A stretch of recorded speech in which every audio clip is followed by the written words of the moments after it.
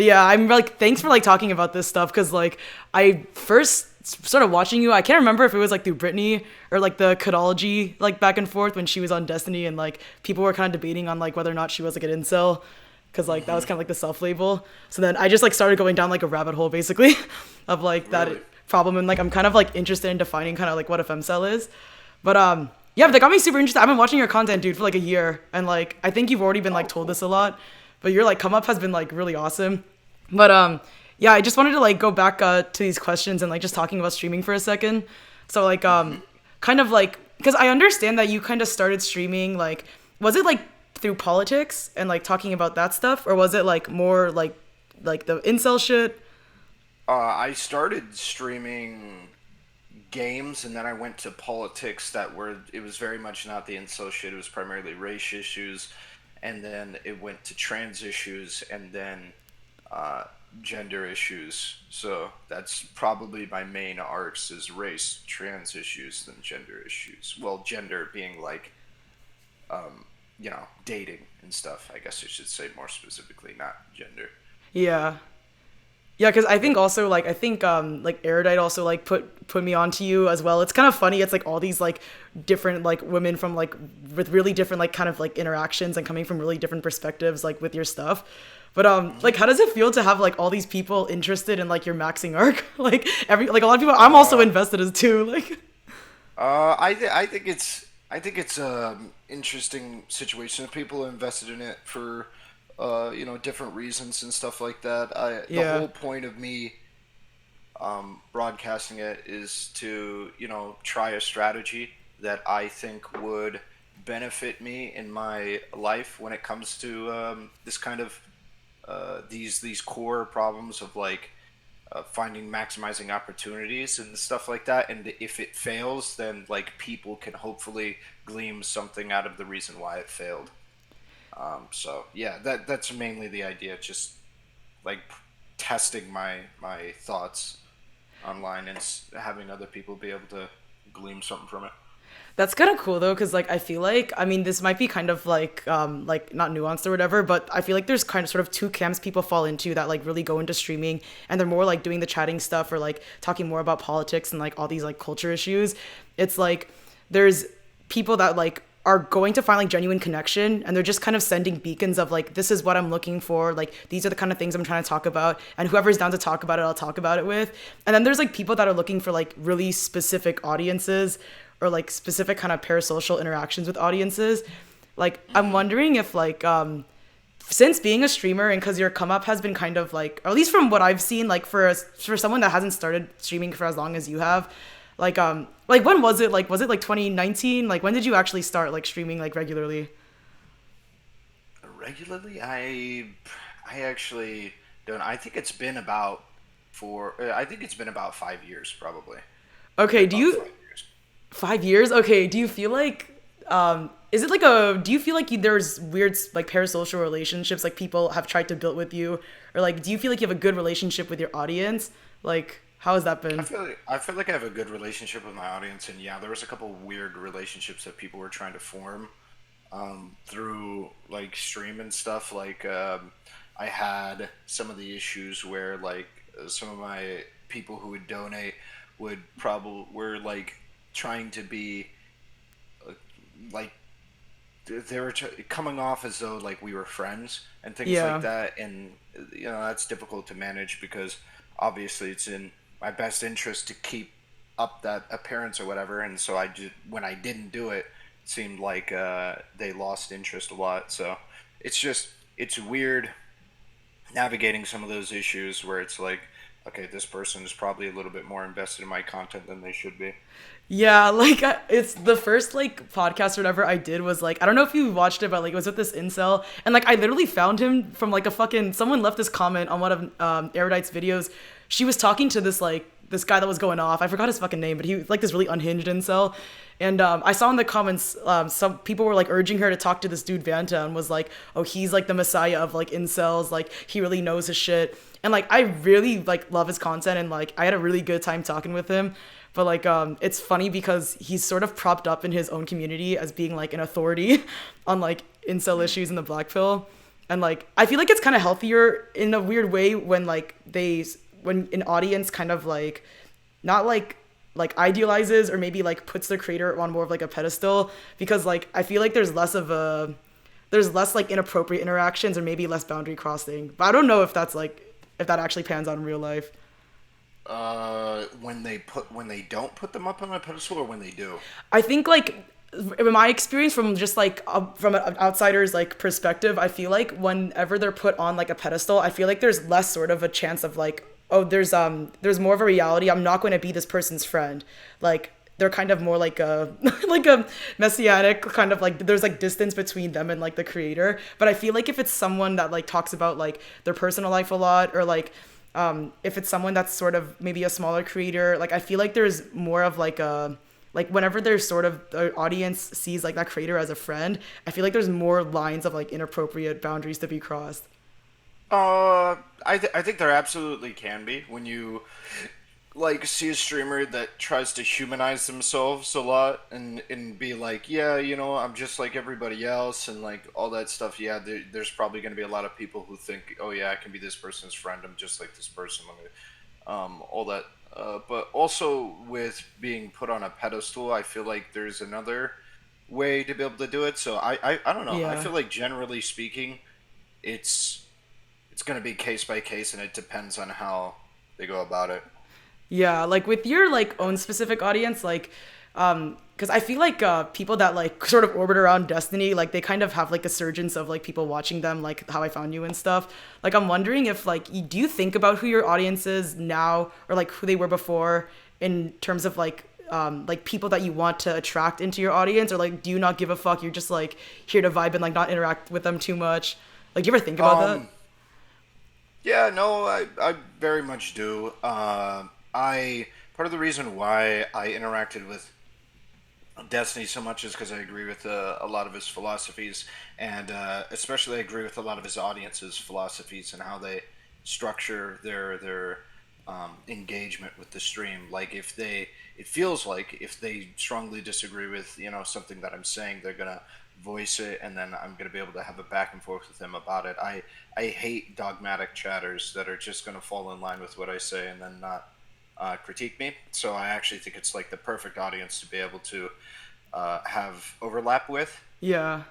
So I have thought about that, but I also obviously I don't want all of my audience to just be Destiny's audience. So like trying to find that balance is, you know, Yeah, it's key. it's funny because like just as a viewer, like because it's so hard for me to watch like the conversations, but I like the conversations you've had with like Lav and like Vosh and stuff, like I can in like small increments it can be like super entertaining, and like the back and forth is like I really do kind of like that like sort of like conflict, but I do honestly like I can stomach way more, and I do find it like more enjoyable for me when I'm watching like people, even if they disagree about certain things, like you and Kidology or like Waker Destiny or whatever. Like it's I don't know, for me it's like it's better to watch that kind of like civility. But also Hmm. like the back and forth like antagonism is kind of fun too. One sec. Sorry.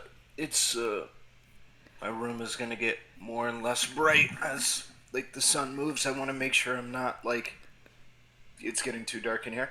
Oh yeah, no But worries. I'm in like my childhood home right now, and like this lighting's like fucking ass because I usually like to be in front of a window, but like yeah, fuck it, I'm vibing. But yeah, okay, wait. is there So no windows?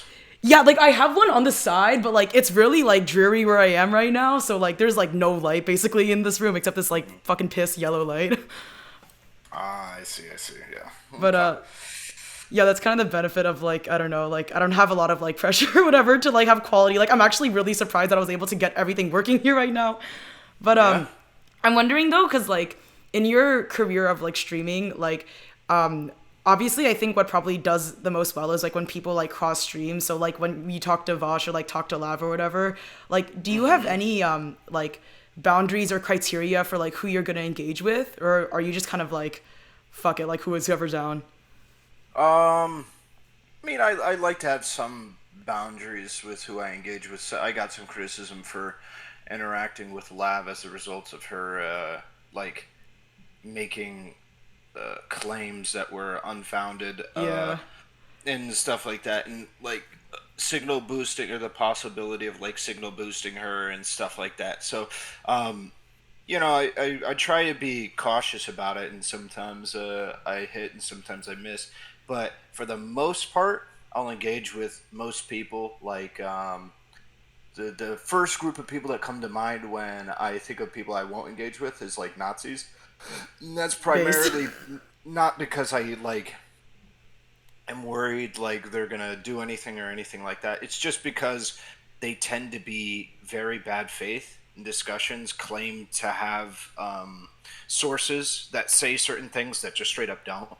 And Yeah. I I have noticed that debate wise, I have a very difficult time with dealing with that. If somebody's like, "Hey, I have a source that says X, Y, and Z," I will more often than not just like grant it and then run with whatever. But like when talking to these people, I need to probably see some of those sources or have sources that I know would refute their argument.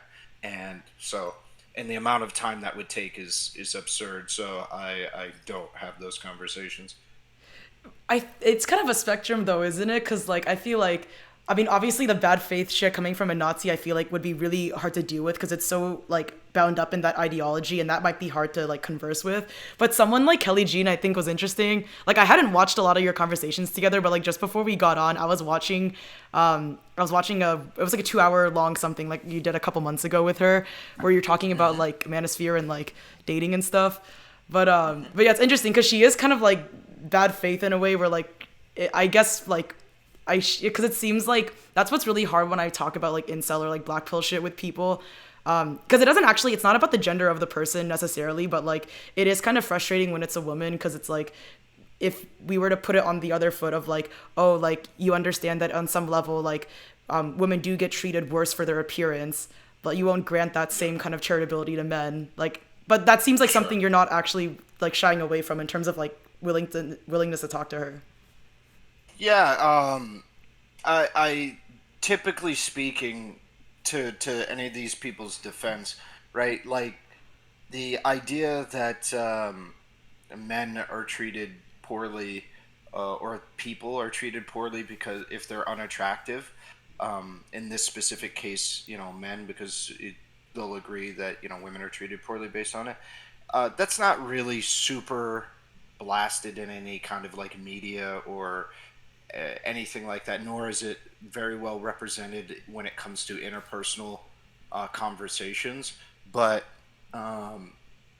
so, like, yeah, to their credit, it's probably not going to be easy to be able to understand when that's happening and how that works. So, I don't know. I kind of grant it. I feel like there's a lot of things that people kind of take for granted when it comes to this. Yeah. Um, so I try and work with that, and sometimes I just get frustrated and stuff. But sometimes, yeah, sometimes I have a decent conversation. the I think the thing that made me really like be like, oh, you're actually like a stand-up dude, which is so funny because I see you kind of, and this is totally from like a viewer, just like someone consuming this shit like for entertainment, but like watching you like navigate like the dynamics between like Grace, Darius, and Xena, and like watching you kind of like be you're kind of like in I don't know if you agree with this, but I feel like you're kind of like the straight man in like the face of all this like drama shit that like they got going on. But it's like Mm, it's interesting because like that talk that you gave to Darius, I thought was so like it really hit for me, and I think for like a lot of people because like I've been that friend, and like I think like I've also been that friend for other people that's like, bro, like you can't like blame anybody but yourself at this point for like being in the situation. But like yeah. I'm wondering like after that talk and stuff and just like watching all that shit unfold, like did you get anything like personally like in terms of like a lesson out of that? Like did you learn anything from that situation? Like Always. Whenever I interact with, part of the reason why I actually, because counter to what people would believe and what people constantly tell me, they say that like I don't know how you deal with this, I don't know how you do this, and the thing is, I'm when it comes to situations like interpersonal, I'll put drama, interpersonal drama between people.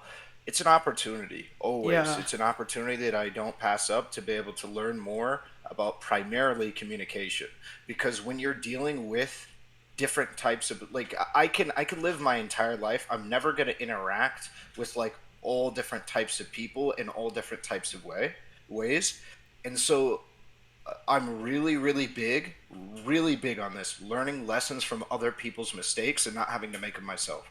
So when they're like going through these really sticky situations and these complex drama situations, and I'm able to insert myself into it and give my critiques, um, I'm always taking something out of it because maybe this situation might have given me a new perspective on something that I did in the past or might do in the future that can better help me sort my feelings and stuff like that. The the interactions that Xena and Darius have had has been applicable to situations in my life and allowed me to like see certain things that I did in the past, and even at that point of time into the future, like a week later than that conversation or something like that, so many times already, probably like 25 or 30 times, just between Darius and Xena's relationship, let alone anybody else's, his interactions with other people. So yeah, I always take those opportunities to be able to try and learn something, primarily about communication. You know what's something that I learned watching that? Because, like, when I didn't know who the fuck Xena was until, like, I watched interactions with her and Destiny, and, like, those are really, like, not charitable. A lot of it's just, like, bickering with Darius and, like, fighting and shit. And then, like, I Mm-hmm. was watching her, like, conversation with Brittany, and then, like, I just like put into context like that it's kind of I really love the vulnerability that all of y'all have on stream, and like I really respect it. And something about Xena that I respect is like even though there's like things she's exhibiting that like a lot of people are like it is like objectively a lot of things are like super unhealthy. Like I see a Mm-hmm. lot of like that anger and like some of that like behavior like within myself too, and I think it's like it's kind of fucked up, but like it's almost educational, I think, to like have a portrayal of like women just like being like fucking unhinged and like really angry and stuff on stream, but like also the way that like that conflict gets resolved between like relationships and like partners. I think it's like actually kind of like I don't know if you don't take it too seriously, but like if you just kind of like sort of take away something positive from it, like I think the way that like Darius handled that was like honestly pretty okay. And like I don't know, dog. Like I just like wish her the best because it's hard having like anger issues and shit, let alone like exposing that on the fucking internet. Like that shit's rough. Yeah, that's always going to be difficult, especially when you're a lot of your work is online, so you're exposing those things, and then you have to deal with possible. Hold on, this Yeah. cat wants to get behind my blinds. You have to deal with possible repercussions of like blowback of how your emotions um, blow up and stuff like that. Like, was it yesterday? We had like on stream, me, Darius, and uh, Xena all had like a little session where we uh, there was some shit that we talked about, and it's blew up into a whole thing. There was a lot of back and forth and yelling and shit like that, but that, on in my opinion, genuinely should have been handled off stream though. But yeah, it's whenever you handle shit on stream, you have to accept the consequences on your reputation.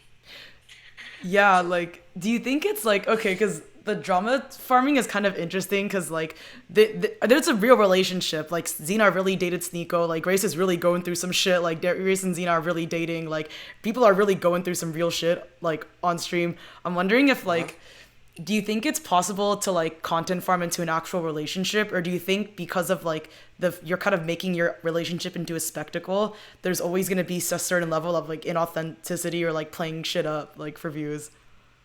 No, I think both simultaneous. I think that based on what my proximity to Darius and Grace, it seems like there was trying to content farm. They were trying to content farm, and then it was no longer became about content primarily for Darius, and then it became more of like, oh, I actually want to be with this person, and stuff like that. And then I don't think Grace had a reciprocal feeling towards that. So I think that you can content farm your way into a relationship. Um, after and then with the I'm sorry, what was the other one that you said content farm into a relationship and then Like it was? content farming like into a relationship, or like kind of not being able to be authentic like because of this, and just like playing shit Yeah. up for views. So when in that situation where he was content farming with Grace into the relationship, a part of the reason why Grace felt hesitant to enter any kind of relationship with Darius is because she didn't know if anything in the relationship was authentic, because most of it was broadcast, and even the things that weren't broadcast, she was worried that it might only be for the content, like ultimately leading up to the content. So I think you can content farm, and then just naturally how humans work by proximity, you're going to like be more you're gonna like people more that you interact with more frequently, so you can start that relationship. But then there will always be that air of inauthenticity as a result, because you don't know what's content and what isn't. That's what's hard, because like, okay, this is like really fried, but like I see sometimes in like reality shows, there's always a couple contestants. Usually it's women, but like sometimes you do see this in men. And I see that thing in Darius, and it's something I also see in myself too, where it's like, man just wants to be loved, and like is having a tough time like sort of picking like healthy partners and stuff, and like forming like long-term relationships. Like, but it sucks though, because the desire for like something stable and like healthy and like loving is there, but it's just like rough to see like all the mistakes and stuff. But again, it's something I also really like commend all of y'all for doing, because like it's kind of awesome like watching this level of vulnerability. Like, I don't know. But Um, yeah. yeah, I mean, he's definitely trying to look for something. I'm not sure he's looking necessarily for love. I don't know. Like when I would actually probably commit to the idea that I don't think he is, because Mm, I've had so many numerous conversations with him about how he's not really going to settle down until his like 30s. Um, okay. yeah, and we've gone back and forth about that, and blow to blow, because I want to settle down as soon as I find somebody that is like chill, and he's very much dead set on like, I'm gonna live my life. I'm gonna do a lot of shit until I'm like in my 30s. Now, not to say that that can't change, because there's a lot of people who think that way. They meet somebody and it changes, Yeah. but I'm just talking about like, based on what I know about him and his purview, I think he's leaning pretty heavily towards that.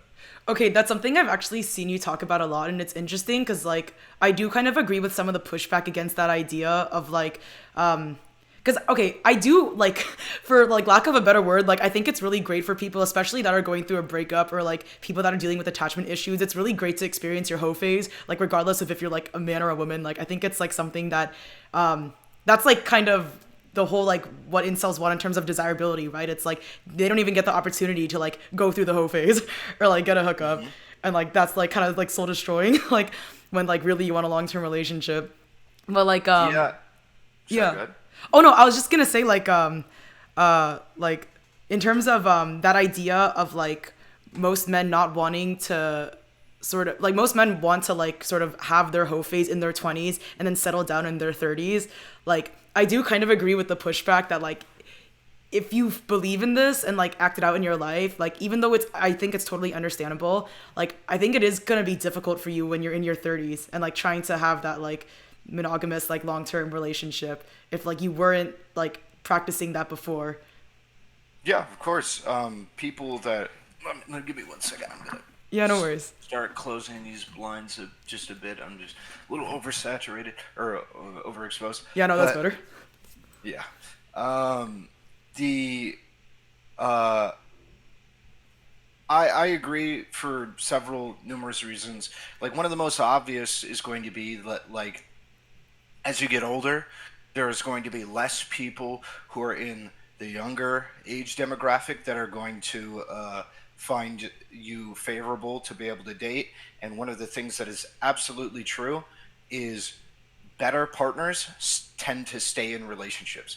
So when you're in your 20s and things like that, you're going to have people in your age group who are going to be disproportionately better partners. Yeah. Later and the longer and longer and longer you wait, disproportionately you're going to get people that are unable to commit. They're got these problems, and they're tend to stay single perpetually. I think it was like Dr. K. I watched him say something.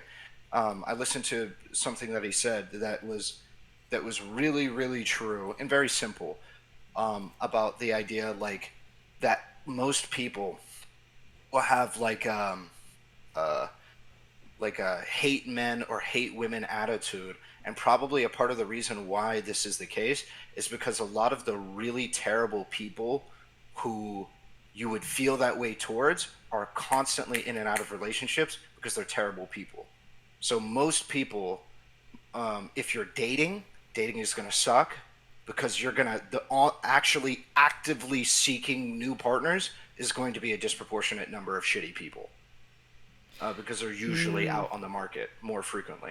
And that's, I think that's really, really true. And I think that's especially true the older that you get, because again, the people who are good at relationships tend to stay in them.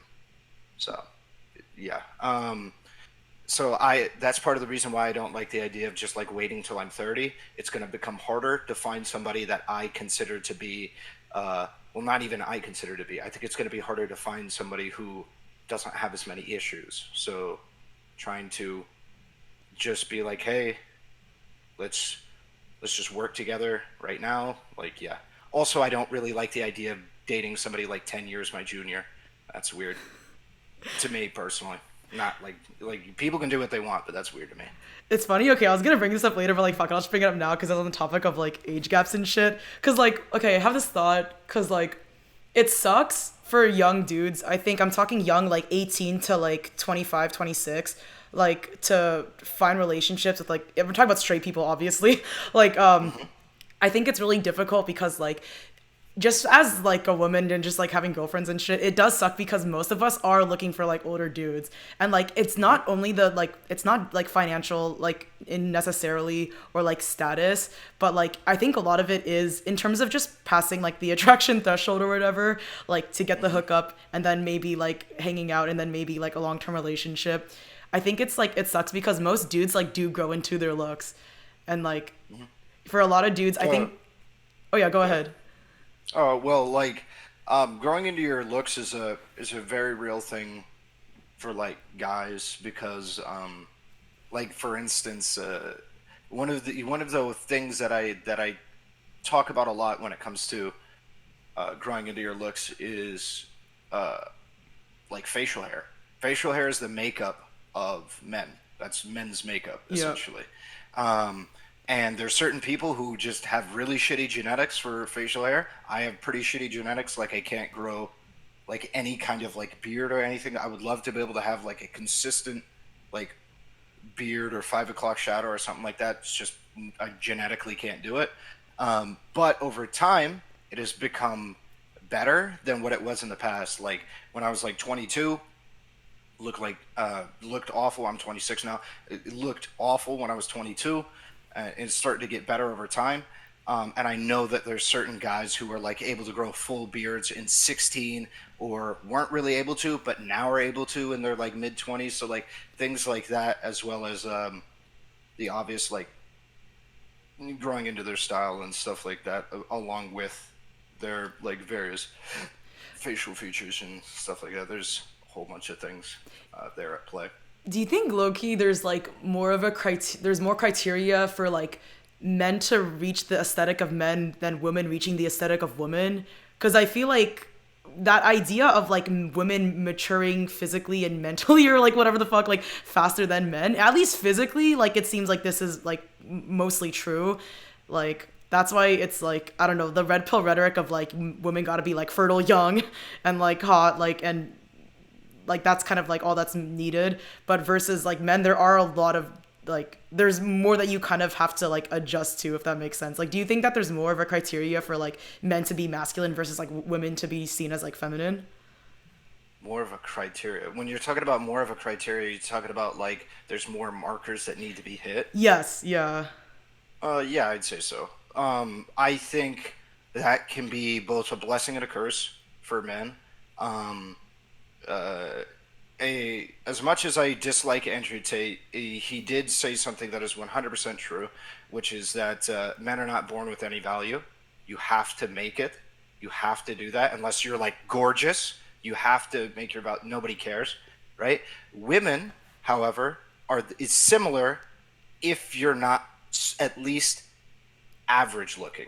If you are an unattractive woman, you are born with no value and you have very little comeback strategies. Yeah. A woman who is unattractive is pretty fucked. If I'm an unattractive man, like I can make my value. You know what I'm saying? I can start practicing certain ideas of masculinity. Like I can get a bunch of wealth and things like this or whatever, and I can get that value from the world. However, an unattractive woman, even if you start gaining wealth and stuff like that, very little people are going to give a fuck because that's not seen as like the thing that we care about in regards to women. Even outside of like, I don't want to just say about like dating and stuff. Genuinely, a guy is going to get more praise for doing like for being a high earner than a woman is when it comes to like interpersonal interactions. If we want to talk about like some weird like Twitter thing where it's like girl boss or whatever, sure, but like interpersonally, Yeah. I'm going to get more clout than a woman is for being at the exact same like high earning position. I'm just going to have more benefits. I'm going to be seen with higher regard. And so yeah, it yes, it can be a blessing and a curse because there's a comeback strategy for men, but also it sucks because like I can't just be like mid and then have that like work. But also if you're a woman, you have to maintain this status, this attractiveness for as Yeah. long as you can to be able to, because there's not really much else you can do. So yeah, I don't think it's like one-sided. I think it's like a choose your poison type thing. Okay, but like that idea of like because I don't necessarily disagree, but like it's oh God, I'm not religious, but like a part of me wants to be like we are all God's children, like every child is valuable. Like the idea that like men inherently okay, men not being valuable, is that like an inherent thing within men, or is that like a societally like Oh, pushed it's thing? 100% a society thing. I think we Yeah. actively choose that way. I'm just saying, like, based on my feelings, and it seems like a lot of the feelings of the guy friends that I have and I've talked to pretty personally, yeah, we all pretty much feel like we're worthless until we provide something to somebody else. Until I give you something, I am worthless. That's what it feels like being a man. Damn. I think is a pretty ubiquitous feeling. That's probably the reason why there's a lot of like red pill grifters who are also kind of like speaking to something honestly true of like there is a little bit of a sense of like entitlement by like not just women, but it seems like primarily women in the sense of like I should be taken out to like really nice dinners, I should be like flown out and stuff. Like there does Yep. seem to be this like dynamic like playing out, which is like it's just fucking rough and like it sucks because like I'm young too. I'm like I just turned 25 and like I'm a school teacher and like I got like young students, like young male students that like really fuck with Andrew Tate and stuff. And like it's cool that we can like talk about Really? it. Yeah, dude, it's crazy. Jesus. Wait, how young are these people? Okay, so the specific I love these boys, okay, like no hate to them, but like the specific Uh-huh. boys I'm talking about, they're between the ages of like 16, 17 to 20. Oh goodness. Yeah. But it's hard though, okay, cuz part of it too, I think like if and it's not just a chronically online thing, like it's really hard I think for young people now, and like I think I've talked about this a little bit, and like I definitely feel like this sometimes where it's like it's hard like relating to people in our age sometimes. Like I feel like that's kind of difficult, and I look at these boys, I see a lot of them, they just want like connection and they just want like friendship, but it's hard because like they have these feelings, and even if like the conclusions are not correct, like the feeling is valid, and there's a reason why that like they're kind of like turning Andrew Tate into like a messianic figure, like, and like complaining about things like the like men being drafted into war, like men dying early, men not graduating at like at a rate that's like comparable to women now. Like there are legitimate issues like with young men that I think are often like cast aside, and like that sort of someone speaking to that like Andrew Tate, like it kind of sucks because like I think his character is like generally kind of bad, like but Yep. I think like he is like filling a need, and like it doesn't seem like anybody else is right now. Well, Or it's just it's not popular. It's not sexy to say men have issues unless you're gonna be somebody who's okay with being labeled woman hating. It's just in general right now to say that like men have issues as a man, as a woman, you're probably going to be able to get away with it somewhat. You're probably going to have something of a pick me thing Yeah. put on you, but Yeah. like people, and then again, even like people like Pearl are kind of fucking that up for women advocating for men. Absolutely. But like in general, if you advocate for men's issues, you're almost always going to get labeled woman hating. I think if you're actually advocating for men's issues in a realistic way, I think that's probably going to happen. Not by like every reasonable person, but just like kind of broadly. Like the did you see there was a thing going around on Twitter? I think it was on the BBC, where there was a guy who was just talking about men's suicide rates or whatever. Yes, I saw And you yeah, talked. Yes. yeah, Yeah. that thing. That is exactly how these conversations go. It's like, let's just talk about one issue to do with men, and then 50 people are like, well, what about women? What about women? What about this? What about that? Women have it harder. It's like, I just said that men kill themselves at a higher rate. That's it. And then you're like, oh well, all of this and stuff. It's just that is how I think it's going to always go down. Or sorry, not always into the future. Always go down right now. Yeah. And then we just got to work on finding ways. And part of the reason why I think it goes down that way is because of people like Andrew Tate. Because Yeah. most of the people who talk about these things are like, yeah, male suicide is a problem, but also fuck women. So yeah, I don't know. Is there anybody that like not that like my students like will ever listen to me like spout off about like an alternative to Andrew Tate, but like cuz like I think like Jordan Peterson pre this is gonna sound so fucking mean, but like Jordan Peterson pre like getting sober from like his addiction and then like really grifting hard into like the conservative space, like I feel like he honestly was kind of like a base role model for like young men, or at least he was for me. Like I was watching him like 2016, like when I kind of needed to be told to like get my shit together and like take some responsibility for my life. It worked for me in my brain, but like do you think that like is there anybody you can point to kind of if you had like a little brother or like if you had like a little like male cousin or something that you would point to as like kind of a better example or an alternative to Tate, or do you think there's like not really one at his stature right now? Well, I know there's not one at his level. I don't think there's anybody that talks about it consistently, like that's their content, like Andrew Tate is. Like 90% of Andrew Tate's content is talking about these things. I don't think there's anybody who makes a point of it being their entire content that I would point to. Um, yeah, so I guess no, I wouldn't really say so. If I had a little brother and I wanted to point him in the direction of a role model, I would probably I probably just wouldn't. I'd probably tell him to do specific things and like try and help him where I can and stuff like that. But yeah, I guess if I had a gun to my head, maybe Destiny, but he doesn't. He doesn't. I think he talks about these things in a decent way. I don't know. Probably Erudite, actually, if I had a gun to my head. I think she talks about it considerably more than Destiny does. Very rarely have I ever. Actually, don't remember the last time I disagreed with her um, about how some of these things. Probably Erudite. Yeah. Okay, I would say like something. I love Air so much. I would probably say the same. Okay, I've been asking because like all my podcasts recently, like they just kind of revolve like around like the things I wanted to talk about today. I'm asking everyone this question, and I want your fucking take on this. Like, does masculinity and femininity as a concept does it mean anything to you? Or are you like Yeah. what does it mean Well, to you? not so much femininity because I'm not really particularly concerned with that. As like a to me personally, what masculinity means is that I have a focus on trying to provide some kind of service to people around me because it is expected of me as a man to do that. And so I have to work, unfortunately, within the systems that I am put in.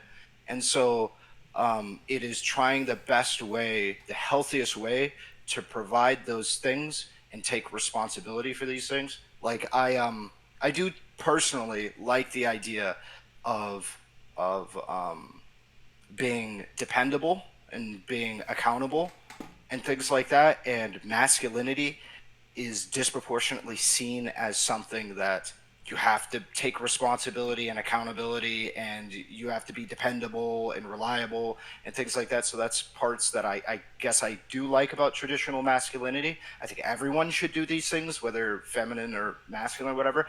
But I am a man, and so people are going to view me in a masculine sense. So it's essentially, to me, what masculinity is finding a healthy manner in which to operate as a man, and the expectations that are placed on me. So that's what masculinity means to me. And I'm assuming femininity would mean the same thing to me if I had, I guess, a feminine experience, but I wouldn't say I have a feminine experience. I don't think I've ever been treated in a feminine fashion as a result of being passing as a man.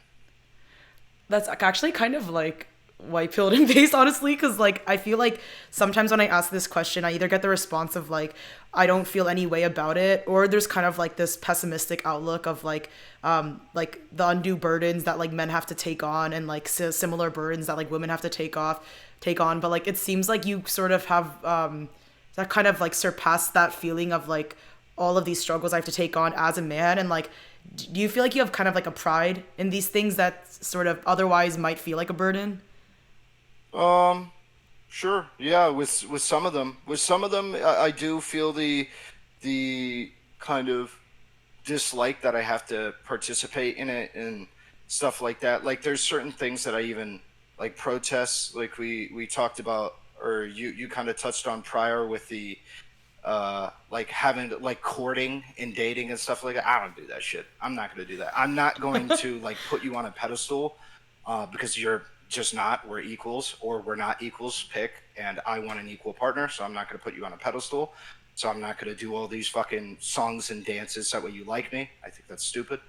But the problem is that harms you in dating as a man, just objectively. Treating the other party as an equal at the jump of the relationship is going to result in less opportunities because our society just hasn't really caught up to that yet. Same way as like being a woman, treating a man equally. How many times that I've heard the women in my life talk about how they want to have like engaging conversations with their boyfriend, like dynamic conversations with them about like challenging topics, and the man will just get like insulted by the woman saying like, I actually think you're wrong about this. I don't think you're doing whatever, and he'll get like insulted because it's intelligence or whatever. But I so yeah, I think that there's problems with either one of them, but there's certain things that I think are genuinely good about femininity and masculinity, like good things about them that should be applied ubiquitously, but are only applied on one side. And so I'm just trying to jump into those and really focus on those things.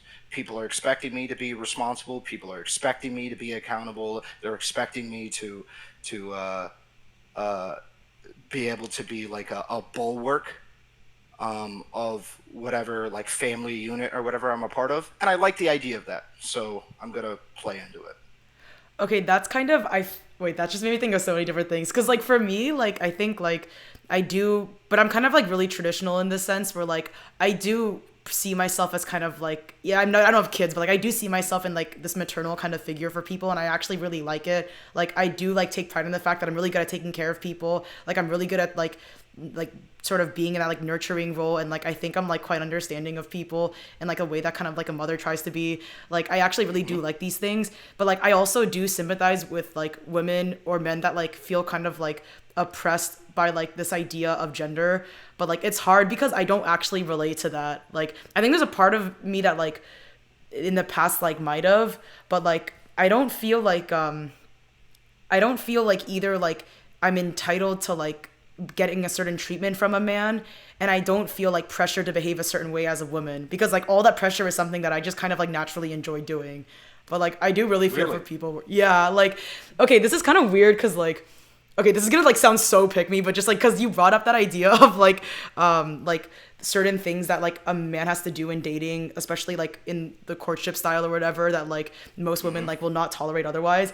My experience and like with my friends and like other family and stuff that are like women young and dating is that like I think now, because like, or maybe this is just like me because like I'm Canadian and maybe I don't know if we're, like the certain bubble that I'm in is a little bit different, but like I think that for me and most of my friends, like we actually don't mind like paying shit like 50-50. Like a lot of the things that were traditionally in like the courtship style of dating only like were seen as something the man should do.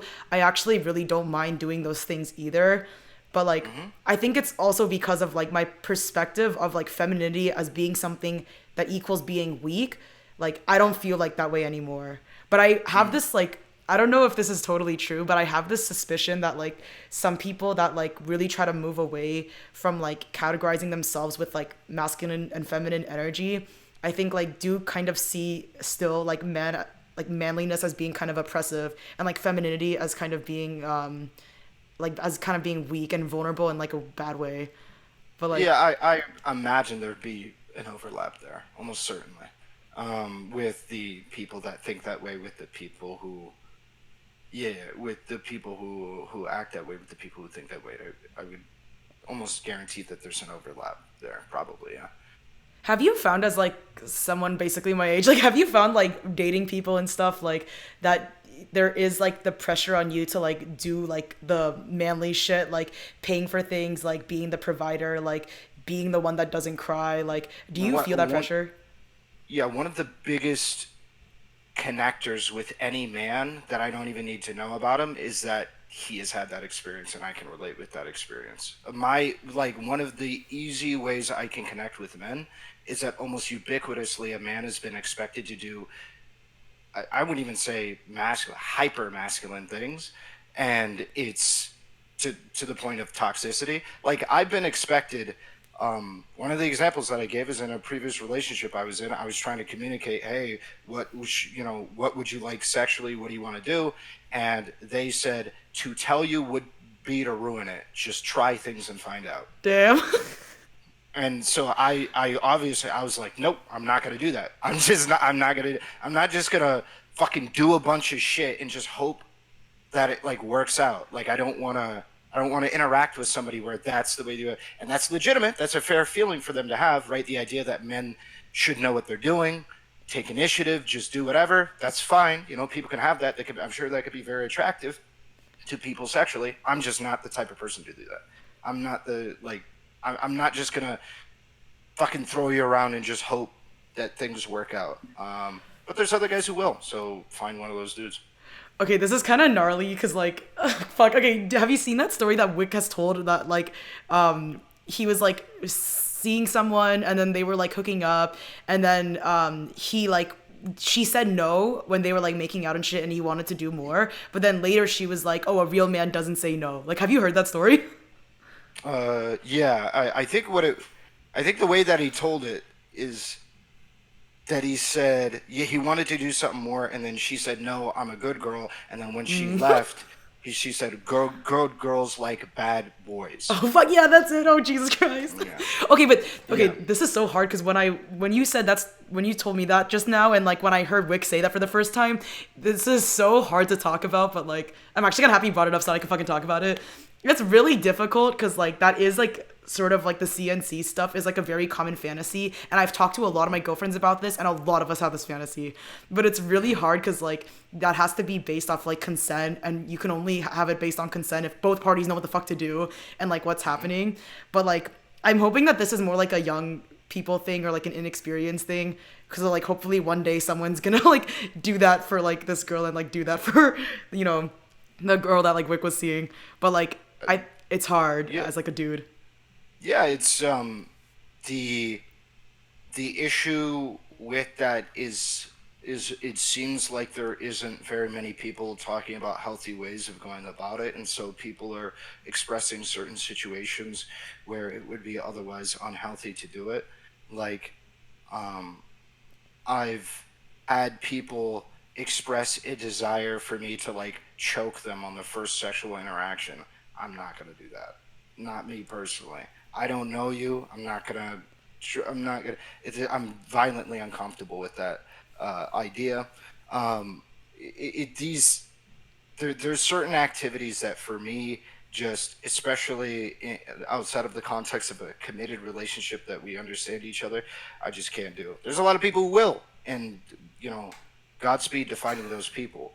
But um, along with that, I think is also selecting for peculiar people. If you're looking for that kind of interaction and it's coming very soon into your guys' interaction, you are probably selecting for people that are not the best people. So like finding Yeah. that right balance of like, okay, this is a certain amount of time where I could probably reliably trust this person. This person can probably understand that I'm chill as well. Let's do this. Then yeah, that's probably for the best. But in regards to uh, uh, connecting with men and how those experiences happen, yeah, that like performativity that of masculinity in regards to dating and relationships and shit like that, like yeah, like that shit sucks for me. Wait, There's a lot of shit. Good. sorry, that just made me think of something like cause like yeah, for the first time to hang out or like fuck, like to have someone ask that is like that's kind of crazy. But like is that kind of what you mean when you say to or give that advice or whatever to not date women with trauma? Does that kind of like play into not that every single person Well, asking for that is traumatized, but it does sort of send that kind of signal. uh, I would say that when I said that, it was primarily on the basis of um, trauma that isn't properly like. I would say that I made an overgeneralized statement in that when trauma is not something that you should fuck around with without extreme caution on both sides. Untreated trauma, I would say, do not interact with that person in a relationship capacity, right? Like, and of course, depending on the trauma, but in most circumstances, don't do that because that's going to be just a nightmare of Yeah. a relationship because they're going to have to figure out ways to treat it. They're going to have to figure out ways to deal with it. And then you're going to have to figure out a way to deal with it all the way up until treatment and even after treatment and things like that. So when it comes to like dealing with somebody who has trauma, um, ideally look for somebody who's found decent ways to cope with it and then just figure out if you can sustain that like long term. The amount of times that I've been around people who are dating somebody with like some kind of trauma or issue, like mental illness issue or something like that, and they think that it's going to get resolved or something like that. No, you need to go into the relationship thinking, I am okay, or think about, am I okay with this relationship and their actions being consistent with their mental illness through the rest of their life, right? You can't go into it and just be like, oh, well, it's going to get fixed in a year. Um, because yeah, I've seen yeah, I don't know. Like the people who are going into relationships with people who might have like jealousy issues and then being like, "Oh my God, my partner is so jealous. It's so much." It's like you knew that going in. You knew that at the jump that they were, a very jealous person, and you willingly engaged in the relationship. So either back out or like you don't get my sympathies. You knew what you were getting yourself into, right? Um, so yeah, that's kind of what I'm talking about with the trauma thing. Don't do it unless you're willing to accept the things that come with it, and to accept the things that come with it, I think is generally going to not be worth it, and is probably just going to be better to find somebody who has either treated trauma or just has no trauma. I think actually generally that's pretty good advice. Just the problem with that when it plays out in real life is that this is the thing that fucking sucks is that like you actually don't you can say like a week into dating like oh it's like your traumas are chill I can like deal with it like I got it but then like a year into dating like that's when shit can like really manifest or like after some time has passed and Mm-hmm. like at that point I think it can feel for a lot of especially young people like oh fuck I'm like way too deep in it or it's like I'm way too attached and like and it's Mm-hmm. like creating new traumas on top of the old trauma and like that shit's like really hard to like climb out of. Yeah, no, 100%. I was, I've been in relationships with situations that are similar where I made active choices to stay in relationships because I wanted to work through problems. And I don't think there's an issue with trying to work through problems and stuff, but I also accept the consequences of staying in that relationship and acknowledging that I am choosing to do that to work through those problems and that I am consciously deciding more problems are going to happen to me while this problem is being fixed. So I can't be like the perfect victim in that situation. I knew what I was getting myself into. Um, and yeah, of course, there's going to be people with rose-colored glasses going into situations, 100%. It's hard to. Hold on, Oh yeah. I gotta let my cat out. Give me a second.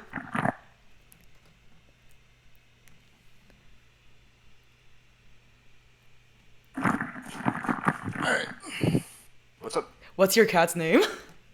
That one is called Beefy Boy. Oh It's shit. not my personal cat. It's Darius's cat. His name is Beefy Boy, but I call him Boss Man. Nice. Did you get him during your maxing arc? And you're like, No, we got him like Darius got him like 3 years ago. okay, cute, cute. I was gonna ask like, okay, like this is such a fried question the way that I phrase this, but like, you know when Xena talks about like, I should maybe like reference because I don't remember exactly in what stream or whatever she explicitly said this, but like she said something to the effect of like she desires monogamy but like understands most men can't be monogamous, so like we'll Hmm. tolerate men kind of like sleeping around and stuff or like not being 100% committed to her, but at the Hmm. end of the day she does want a long-term committed relationship. Like do you think most people are coping when they say that they're fine with like that kind of like behavior in men, or like that they're fine with short-term relationships, like just the majority of people? With that kind of behavior, are you referring to like a one-sided open relationship? Kind of, yeah. Yeah. Or yeah, I mean, I think there's a fair no. Well, I think especially for one-sided open relationship, I think if you're in a one-sided open relationship, it's almost certainly um, coping on behalf of whoever's accepting the one-sided thing. Um, yeah, it's just like that doesn't check out to me why that would ever be the case. But in the case of the Darius Xena thing, I've already talked to Xena. I made it pretty clear that like this idea that she's like, well, men are going to inevitably cheat, so I might as well have this stuff be open. That's not the good basis for a relationship, because let's assume one day, or let's just think about the idea that one day she realizes that's not the case, because it's not the case. Um, like, and is she gonna what request a complete restructuring of the relationship after like X amount of time? She probably should at that point, but like you've established a way of going about the relationship which is like one-sided open for a while. The idea that this is going to change is probably unlikely. And I also think there's a responsibility on Darius in that situation to, and I think he's taken kind of that responsibility to let her know that that's actually not true, that all men will do this, and that it's also not a good basis to be able to open up the relationship is, well, just because men are going to fuck around, so might as well open up the relationship. That's not a good basis to do it. So, yes, I think there's a lot of people coping. And in this situation, I think.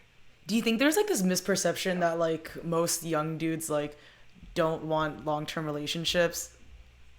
Um, yeah, I'd say so. I think that there is a, uh, I think there is a toxic narrative that has been drawn about men that is propagated by it seems like most people, men and women, Yeah. um, that are that is the idea that like men are just dogs and they want to just fuck women in their I was gonna say in their 20s, but in general they want to just fuck women all the time, and they're always looking for women to sleep with and shit like that.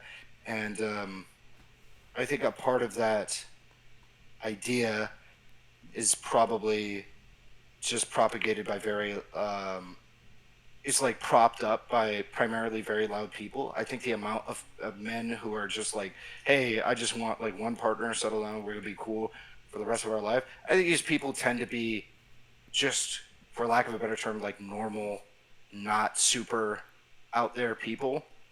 But the people who are living very verbose, like crazy lives, and having crazy lifestyles are going to be the people that I think more favor that kind of volatility of like I need to fuck somebody new all the Yeah. time.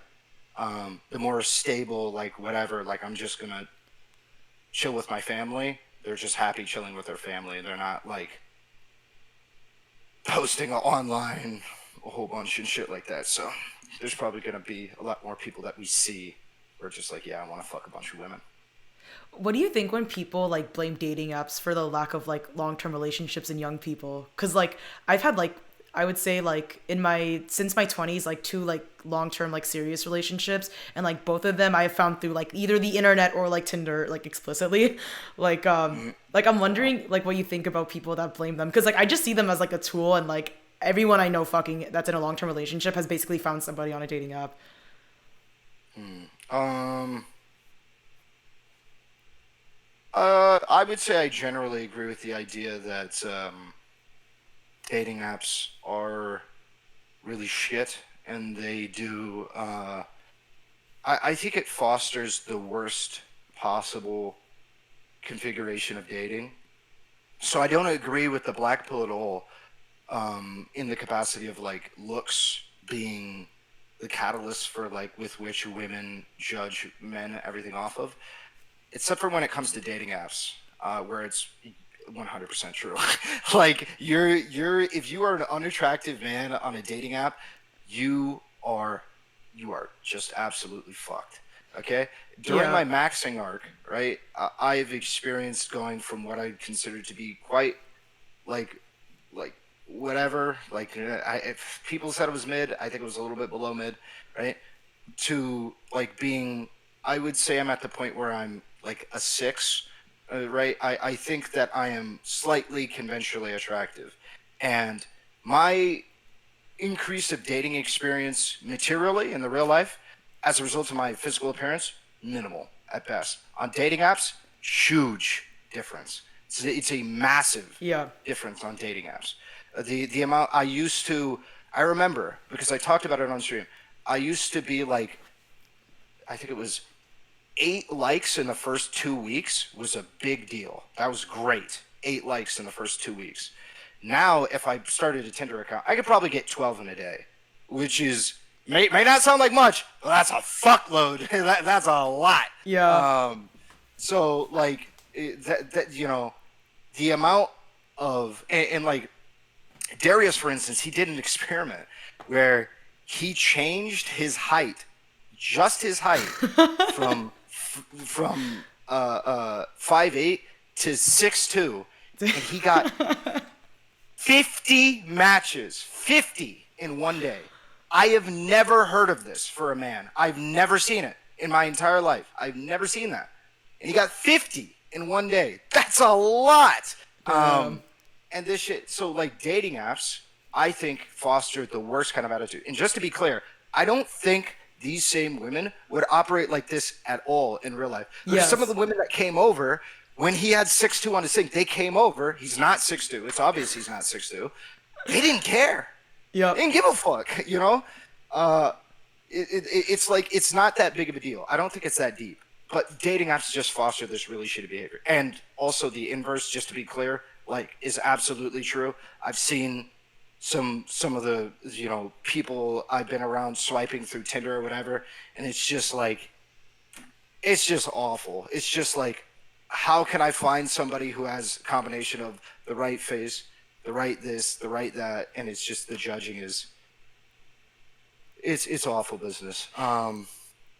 Yeah, so I think blaming dating apps exclusively on young people's lack of ability to find a long-term partner is, I don't think that tells, I don't think that's necessarily accurate, but I think what people do is often what I do, which is it's easier to just try on a dating app than it is to try in real life. So we just try on a dating app and say, throw our hands up and just go, oh, well, I tried. So it would be primarily because of how we use it would be for what is to blame, not whatever. The other thing, so let me get that. Okay, I think that's like 100% right in terms of like that clearly like just how we in terms of how we use it. Because for me, like Okay, because I hear this common complaint of men, and I totally understand it, and like I think a lot of like my female friends also do this, like sort of women using like dating apps like primarily for validation and not as a means to actually go and like meet people, but like Hmm. I've always been just like unhinged in like my internet presence and just like the way that I use like apps like this to meet up with people and like websites where like you connect with people to go like back when like Craigslist had like men seeking for women and like I was on that shit like Hmm.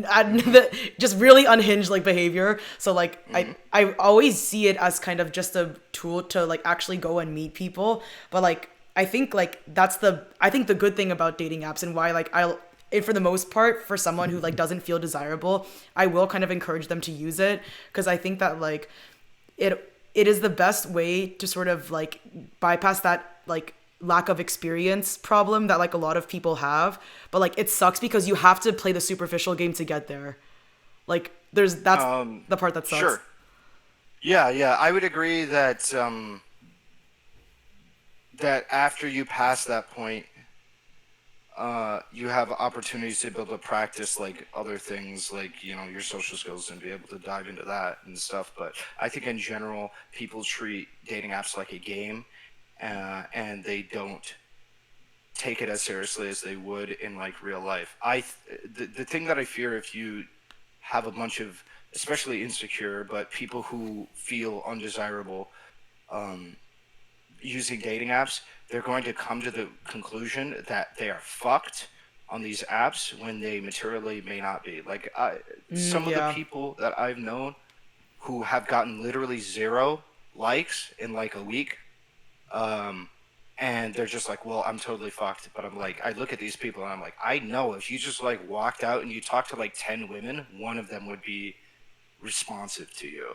Like they would like probably work with it and vibe with you. It's just a combination of not being very conventionally attractive and having shitty pictures and stuff. But when you control for these things, it can do whatever. The way that I primarily use Tinder, and I said it on my stream, the reason I primarily use Tinder is exclusively to tell how much more attractive I was becoming. That was my barometer. I think that is a very good barometer for that. If you're getting more matches very consistently, taking similar angles, similar photos, and you're getting more matches staying in a similar area, I think that's a really good barometer for you becoming more attractive. And so that's literally what I used it for. I didn't use it as like a uh, really anything else. Like I used it to be able to get people on like dates and stuff like that, but I recognized it in my mind as just a beauty pageant because that's what I think it is. Then what was okay? I know you've talked about this before. Also, wait, how are you doing right now? Like, do you have to like take a piss or something? Like, No, I'm good. are you doing good? Okay, wait, because I want. There's a couple of questions I just had in this section, but like, I just made me think of because like you did you like with 100% seriousness like identify as an incel like at some point in the past? Um, yeah, probably for like 2 weeks, and then I realized no, I'm probably not an incel. I'm just like I have like all of the bones to be an incel, but I'm not like not actually an incel. Um, because for a while I thought I was a volcel, but that was a complete cope. Um, which is kind of another point, which is it is I don't like it when people talk about like being an incel or being a femcel or anything like that isn't that bad because I've gone X amount of time without sex, so like it's really not that big of a deal. I could tell you from firsthand experience, like thinking that I was a volcel to actually coming to grips with the idea that hold on, coming to grips with the idea that actually probably women would not be with me if given the option. That is a night and day difference. The idea that you're voluntarily leaving the dating market versus you are just pushed out involuntarily by nobody wanting you, the result is the same. You're not getting in relationships, you're not having sex, you're not doing any of that, you're not forming intimate connections. However, the feeling that you have in both scenarios, immeasurably different. It's not even close, right?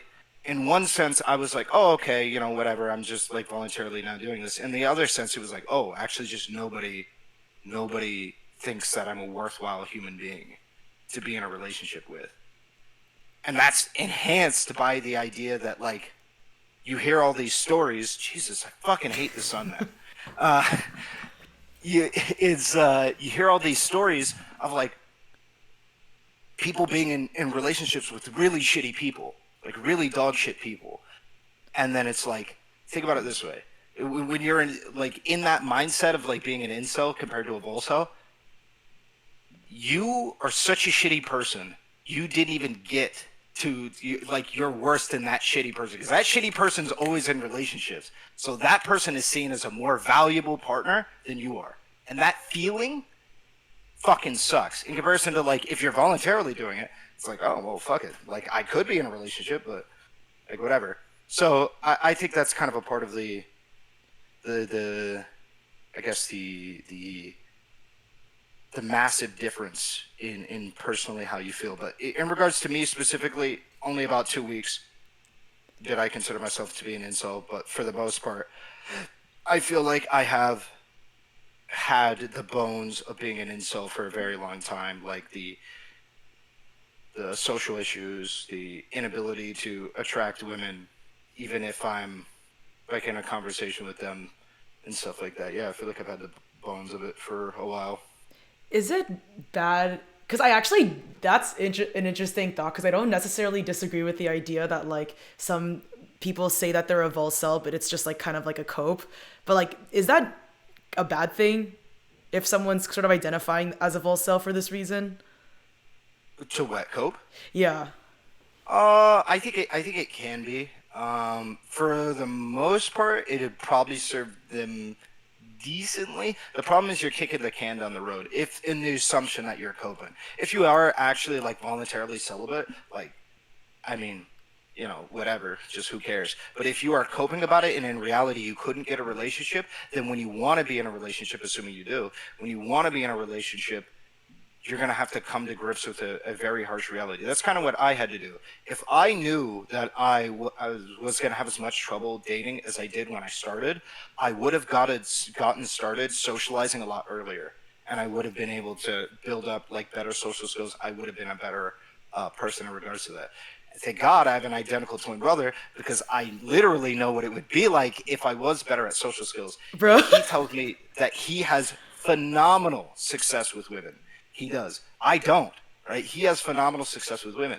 And I even think I'm more conventionally attracted than him, primarily because I paid more attention to my looks, my hair, all of my aesthetics. I paid more attention to that. He paid more attention to social skills. He does way better. He does way better. Yo, I'm also a twin too. I'm also a No, twin. yeah, And we're, yeah. and we're Go ahead. fraternal, but, like, it's funny because I think in terms of, like, how we fared in, like, the dating market, even though we look slightly different, like, a lot of people say we look exactly the same, but, like, the way we, in terms of, like, our luck or whatever, it's been, like, pretty much the same. Like, And it was for me and him as well, all the way up until we decided to take two different routes. I went more of the aesthetic thing, right? I would say my physique, my clothing, my style, the things that I've chose to do with everything, even my skin, it's clearer and all that stuff. Uh, that being said, it's not very clear. I have horrible acne scars, L genetics, but I was able to do a lot of these things to be able to make myself more conventionally attractive. He has better success. And the reason why is, ultimately speaking, it's not primarily about, your physical appearance. It's yeah. primarily about your ability to come off as an interesting person. If you can come off as an interesting person, that's, really the crux of it. And I think a lot of people, because what a lot of people tell me is, like, when I express that I have issues dating even to this day, they're like, oh, well, I feel like you're an attractive guy. You shouldn't really have all that much issues.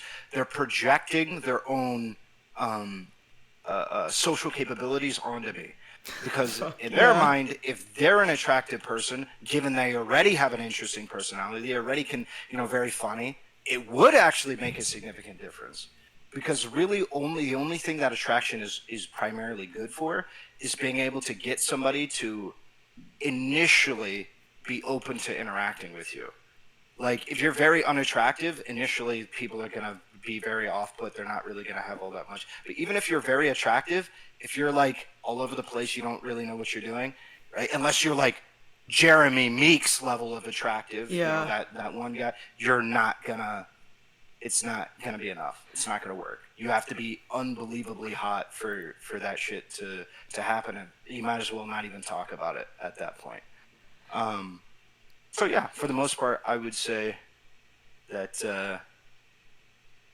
that's how that applies, and it's actually really cool that I have an identical twin to be able to address that Identical is kind of crazy. difference. Wait, I got two questions. Okay, I got actually a bunch of questions now that you brought that up. Cause like, okay, it's interesting that you're able to have like concrete evidence because of your twin that is identical to you, that like even though you looks max, let's say, like more successfully than like he did, like your transformation's honestly been crazy. And like I do think, just like the other fucking incel that I interviewed, like you are both attractive dudes. And like I think someone that maybe doesn't understand the black pill, or doesn't understand like the struggle of like not having that desirability, or doesn't understand incels and shit, like I think they see it as like, oh, an incel is somebody that like can't get sex, but technically everybody can get sex because you can always pay for like a sex worker.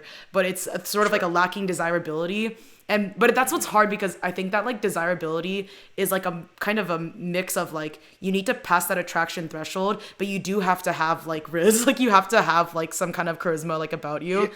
yeah. I won't. Sorry. Oh no, go ahead. You, you, Yes.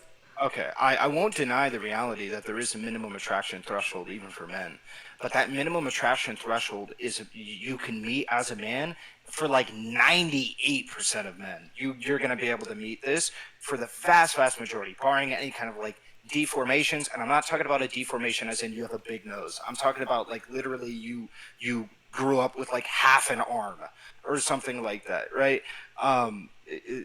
Or like, yeah, none of the like small wrists or anything like that. When we're talking about deformations, it's like severe things. Your ability to meet the minimum threshold is generally speaking going to be the case.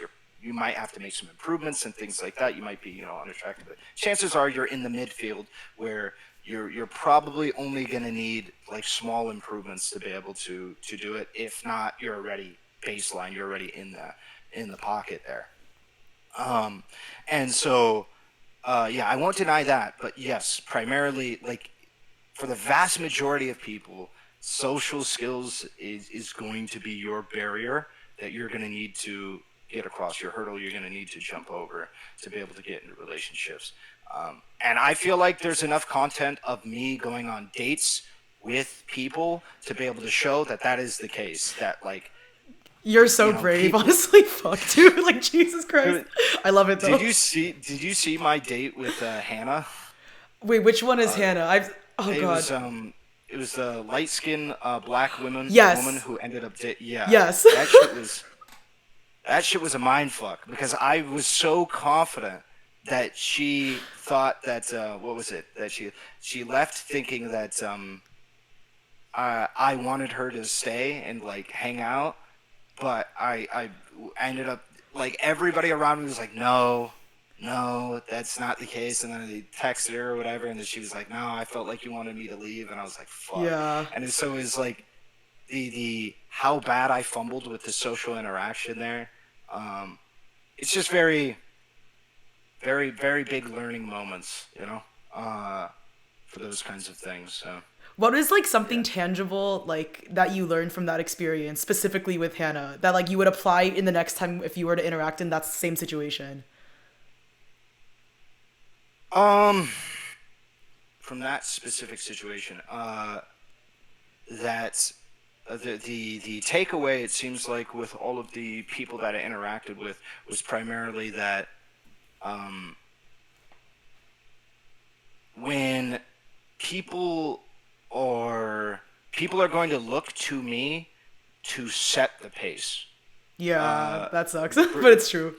yeah, so the primary issue was she would go, well, like, do you want me to stay? I'll be like, yeah, do you want to? Yeah, sure. And the thing was, I wasn't enthusiastic about it. Right? I was like, yeah. I mean, if you want to, yeah, that's what I would be like. Yeah, if you want to. And it apparently to her came off as and to most people, it seems like it came off as me being disinterested, Yeah. and I had no idea. Um, and it's because I kept asking, well, do you want to stay, instead of saying, I want you to stay, Yeah. and then just like leaving that there. I was asking if they wanted to do this. And in my mind, that's considerate. That's the best way to do it. I'm asking them if they want to do something. I'm obviously expressing, in my mind, I'm obviously expressing a desire for them to stay by saying, asking them if they want to, because if I didn't want them to stay, I wouldn't ask them if they wanted to stay, obviously, because why would I do that? So in my mind, it was good, but to everybody else who was a little more socially aware, it was not.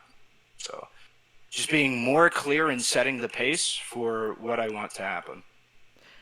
It sucks because like that in friendships, that is totally normal to ask Yep. of a friend, like, can I stay over, like, do you want me to stay over, like, blah blah blah, like, do you want to like eat this, like, that's very normal in friendships. But like in relationships, that is something I actually like for a myriad of reasons, but also that specific reason, I'm so fucking grateful that I was born a I was born a girl, because like I taking the lead and shit, like I'm really good at doing that at my job, and like I'm good at doing that in like emergency situations or like high stress situations. But if it's something that's like a romantic like interaction, like I much prefer somebody else to take the lead.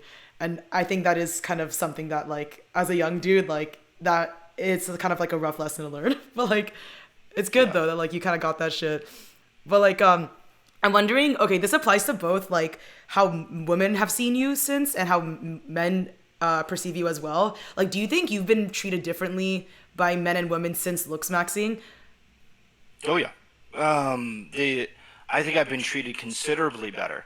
I've noticed an increase in compliments that I've received from both men and women. I think I've received more compliments in the last year than I have for the rest of my life. Yeah. Well, not even the last year. I think probably the last 6 months I've received more compliments than I have than the rest of my life put together.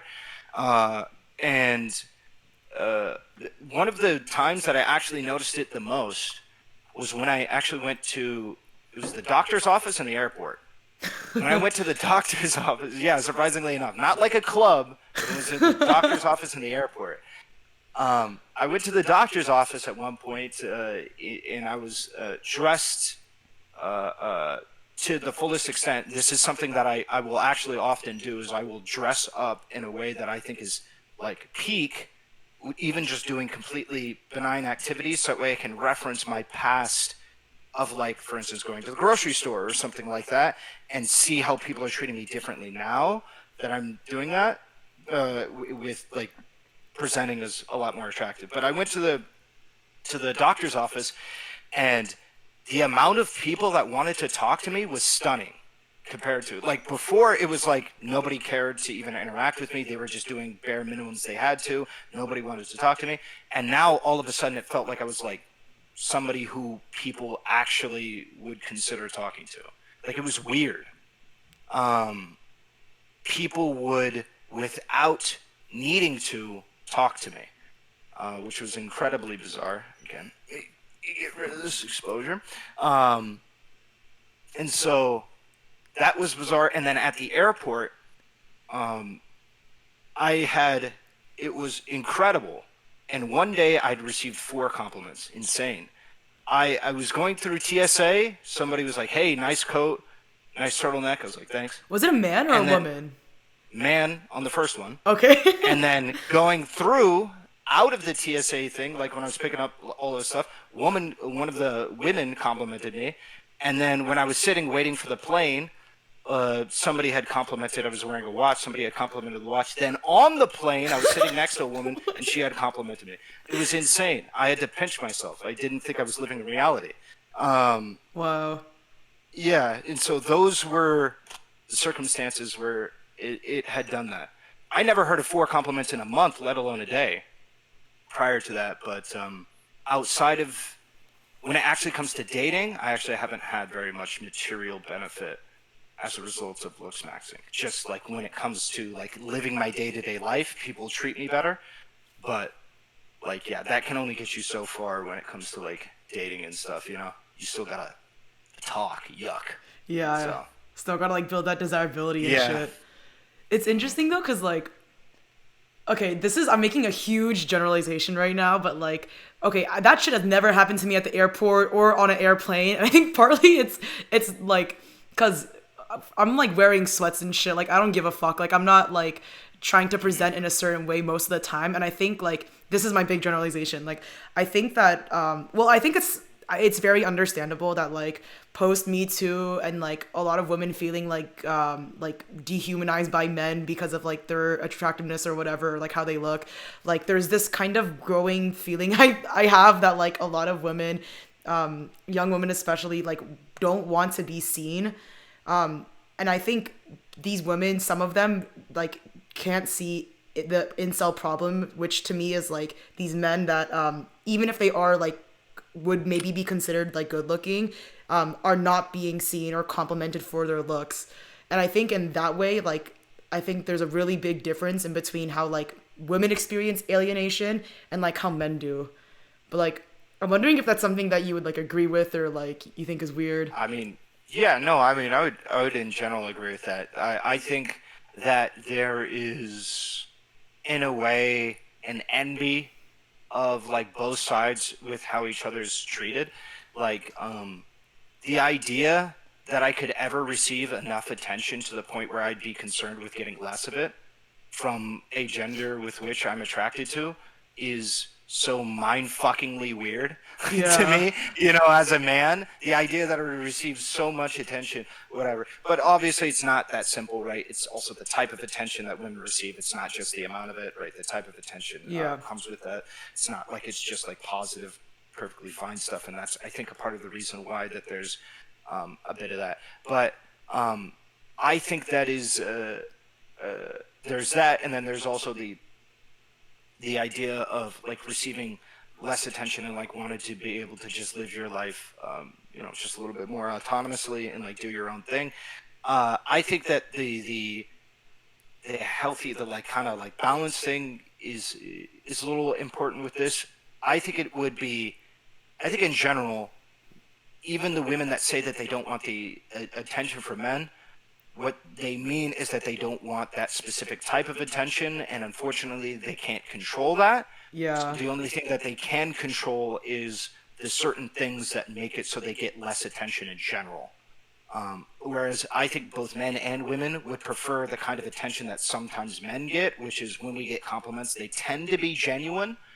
I think most people would prefer that in plenty in comparison to like the attention you get being, half the time harassment, the other half of the time it's just like weird or something like that, and sometimes it's genuine. I think people would prefer, in general, attention from a group that they find to be attractive, as long as it's genuine. So, yeah, I think there is a bit of envy on both sides from that, primarily from a misunderstanding. Yeah, no, I 100% agree with this. And like, okay, there's another way in which I think that like men and women's alienation is like different. And I know you've talked before about kind of focusing a lot on the differences. Because a lot of people I think now in the space, like Destiny does this, like there's a lot of people that only focus on like, like men experience the same kind of loneliness or the same kind of feelings that like women do, in terms of alienation. But I think there's a lot of differences. And like, I feel like one is that like, okay, this is like a long tangent because I'm gonna involve kidology in this. Okay, because like I Okay. understand kidology. I understand the feeling of like when she says I'm an incel or like a femcel or whatever. But I think if we're gonna identify incel as being like not having the desirability that like the incel wants, I think kidology is experiencing something that is actually similar, but in terms of like a long-term relationship versus the incel, I think is Yeah. experiencing a lack of desirability in especially short-term like relationships or like even just getting their foot in their door. But I wonder if part of this is because like I have the suspicion that like the quality of sex seems like less of a priority for men than for women. It feels like for women, it's a lot of work for us to like get our makeup together, like get our shit together, go outside, like put ourselves out there like on a date. And like when like the sex is like really bad, it's just like completely soul crushing. And you're just like, oh fuck, I'm not gonna do this again for like another 8 months.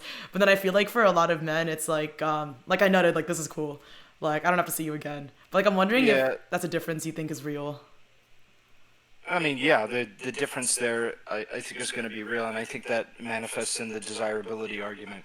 I think that in general, with men being easier to please sexually and us gaining a lot of clout out of being able to just have casual sex, I think that women getting sex is not nearly as validating as an experience as it is for men. So men get Yeah. more out of sex just at jump.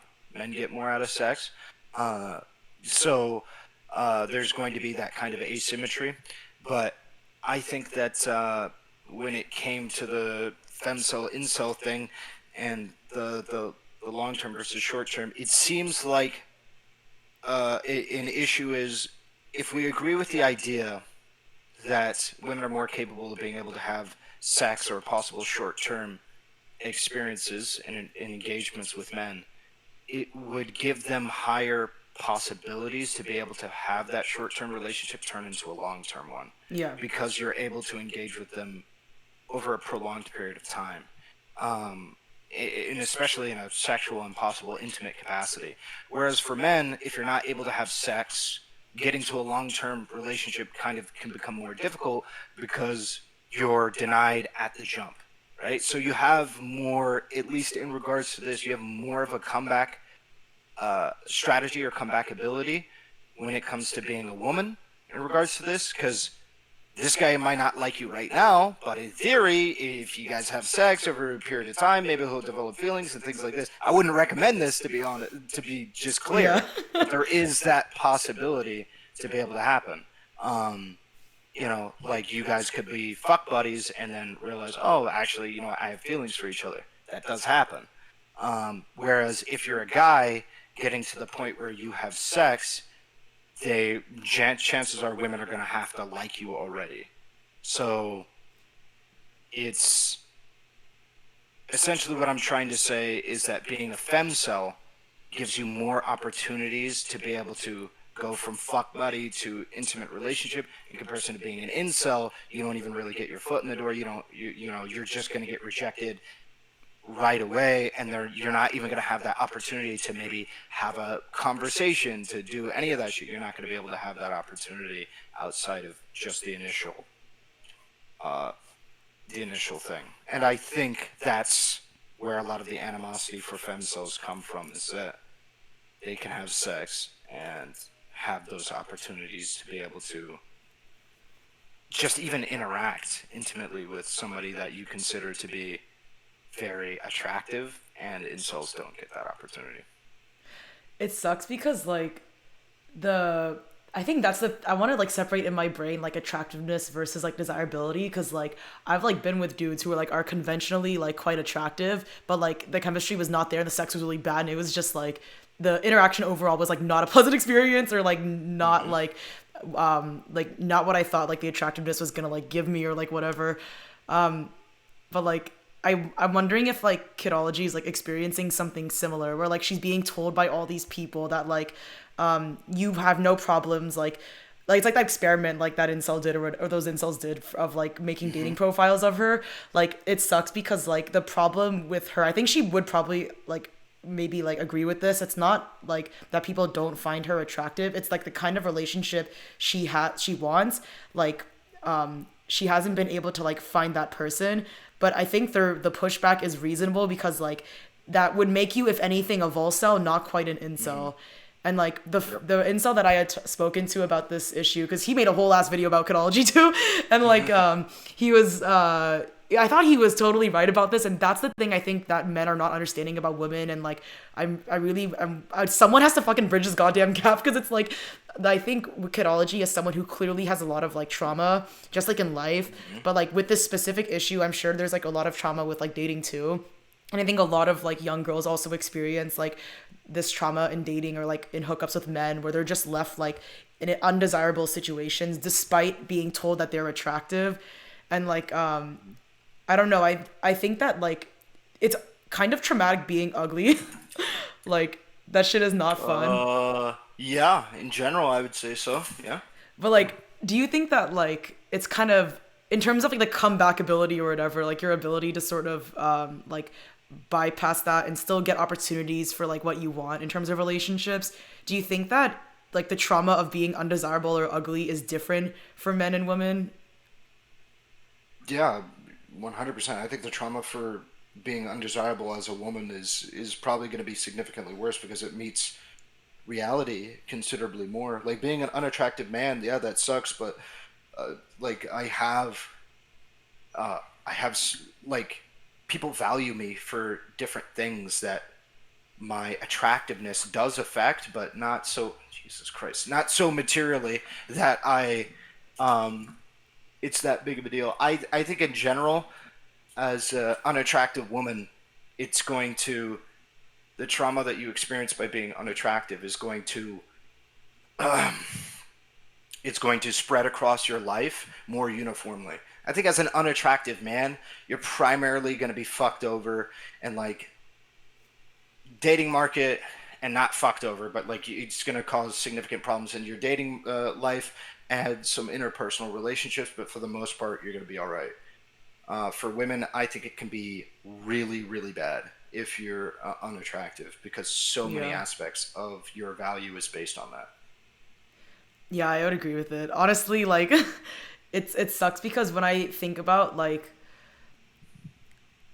I don't know, cuz like there's this idea that gets propagated in the red pill that like any it doesn't matter how ugly you are as a woman, like any man will want to sleep with you. But like and I think like if I'm thinking about all the women I know in my life, the number of women that I know that no man would absolutely like that no man would sleep with at all is very very low in comparison to like the men in my life I've seen that like would not have any luck with like finding a woman to even hook up with. Hmm. But like I think like that is like part of the difference too. It's just hard because like I don't know, like it's I'd neither are have at a valuable. I've had at a guess though that those undesirable men probably have a similar rate of being undesirable for long-term relationships as those women. I think so. In regards to that statement, like, could they find men to have sex with them? Yeah, but that's not going to again be a very validating experience, and it might actually be an invalidating experience because in some of these interactions, you're going to probably know that this guy doesn't want to have a relationship with you, but they're fine with having a sexual relationship with you, and that can feel very bad. And in some cases, it can't be. Like, it's perfectly fine to just want to have sex with somebody and not want a long term relationship with them, right? But that can feel quite bad. But that is also a different problem than not being able to have sex with somebody in the first place, like the men you're describing as having. Yeah. Um, so, I mean, I think they're different problems. I don't think one problem is objectively uh, better than another because another thing that it seems like incels like to put out there is that it is better to be a woman who can only find men to have sex with and nobody to commit to them than it is to be a man who has no options in general at all. And I'm not 100%, or as like a broad narrative, I'm not sure I agree with that because one of the virtues of Tinder for me in comparison to women is even before when I was getting very rarely like one match, if that match turned into a date, I had like a 90% confidence that that person genuinely wanted to see where that connection went. That is not the case for women. Yeah. You have, it is such a guessing game as to whether or not that guy actually wants to do anything of a relationship with you or just wants to have sex with you. It's a complete guessing game. Um, so, uh, yeah, I think even with the small amount of matches that we have and things like that, that's one of the virtues of being a man when it comes to like dating apps and shit like that. Is I can be pretty sure that this woman is here to give it a good shot. No, that like totally checks out because I feel like there's way, or maybe this is just like totally anecdotal, but I feel like there's way more women on average that complain about being in situationships than there are men, it seems. Yeah, Damn. yeah, probably. Yeah, I mean, generally speaking, if a man wants, if generally speaking, if a woman has sex with a man, they would be willing to engage in some kind of a relationship with him, short term or long term, generally speaking. So if I am consistently having sex with a woman, it is probably because met certain criteria for her to feel comfortable having sex with me that has significant overlap with like what she would be willing to start a relationship with. And so for me to complain about a situationship, I'd have to like not meet those and stuff like that. In general, if I am consistently sleeping with a woman, I can probably ask her to like date me. I can probably do that, disproportionately in comparison to like women. Uh, yeah, there's going to be a lot of guesswork there. Have you like personally found like when you talk like very openly about your struggles of like despite looks maxing like not having luck like finding sort of like intimate relationships with women, like have you had this same level of difficulty with friendships, or is it exclusively just dating? It's kind of a little bit of friendships, but dating is primarily the issue, and I think I know for a couple of reasons why. But friendships have been. I've made some friends in a short period of time and stuff like that. The main issue, it seems like, is I need to have some kind of common thing I can talk to an individual about and relate to them with. And it's very difficult to do that if I'm not in a setting that allows for that pretty naturally. So, like, if it was a workplace or something like that, that would probably work. That'd probably be okay. I'd probably be able to do decently with interacting with like women and stuff like that. But uh, and like in the case of friends, right? It's like we're doing something with a group. I can engage them with the group. I can do all that stuff, so it becomes a lot easier. With dating, it, it's like it's one on one. I don't have that kind of overlap. I don't really have all of that shit, and it just becomes a lot harder for me. As well as when it comes to dating, the expectation is for me to do the heavy lifting. Um, I think primarily because I'm a man, the expectation is for me to do the talking. It feels very much like I'm the one who's like on. I wouldn't say trial. The one who's like, Like the onus is on you. yeah, like I'm auditioning. It's my audition, and they're the judge. Um, But could you and so be yeah.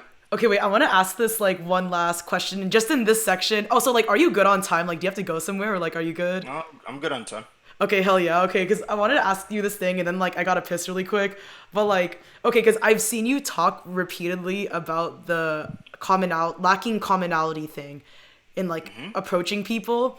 Like, could you specify what you mean by this? Because from what it looks like to me, because like just as like an example, if I talk about like politics or whatever, like my politics are kind of like all over the fucking place, and like that's like one of the areas in conversation that comes up with a lot of like people my age.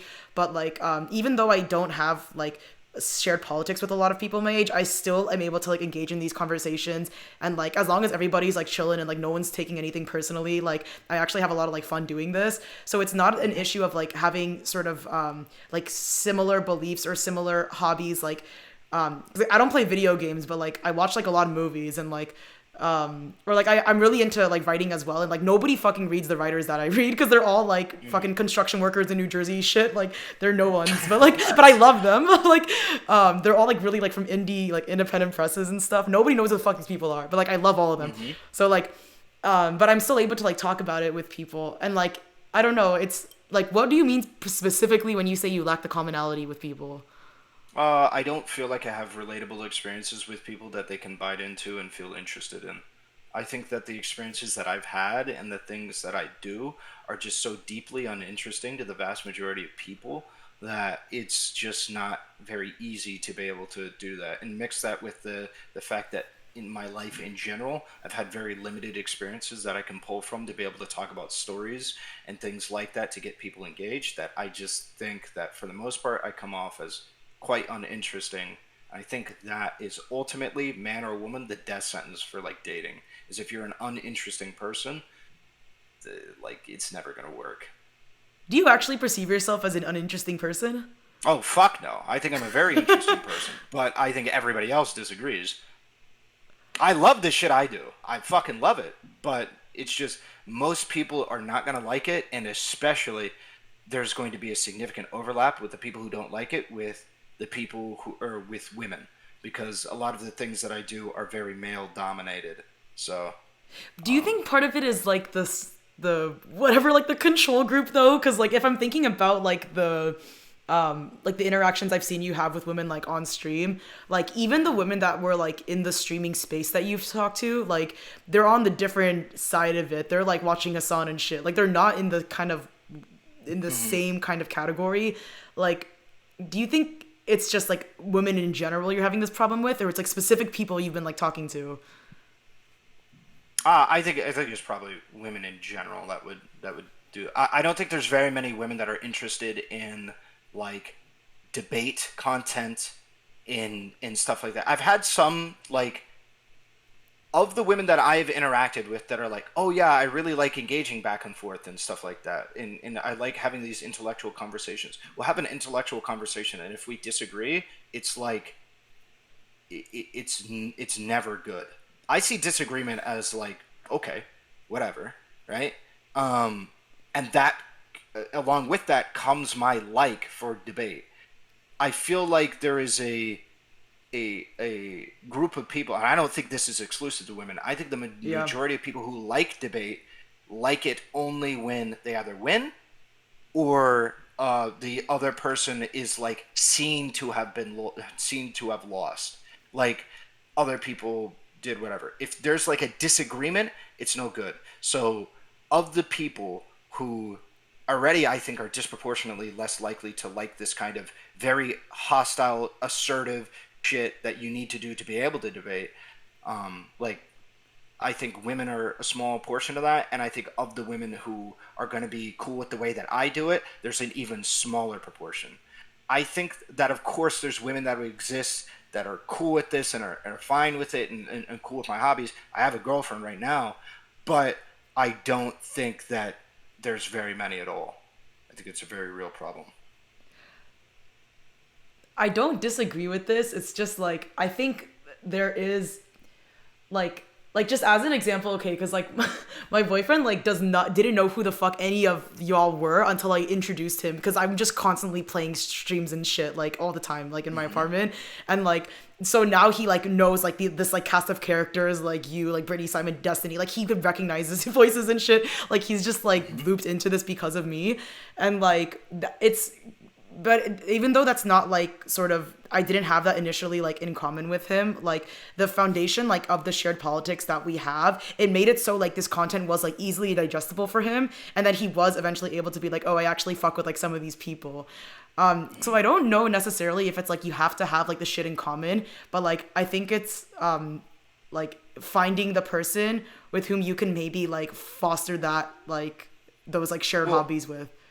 I agree.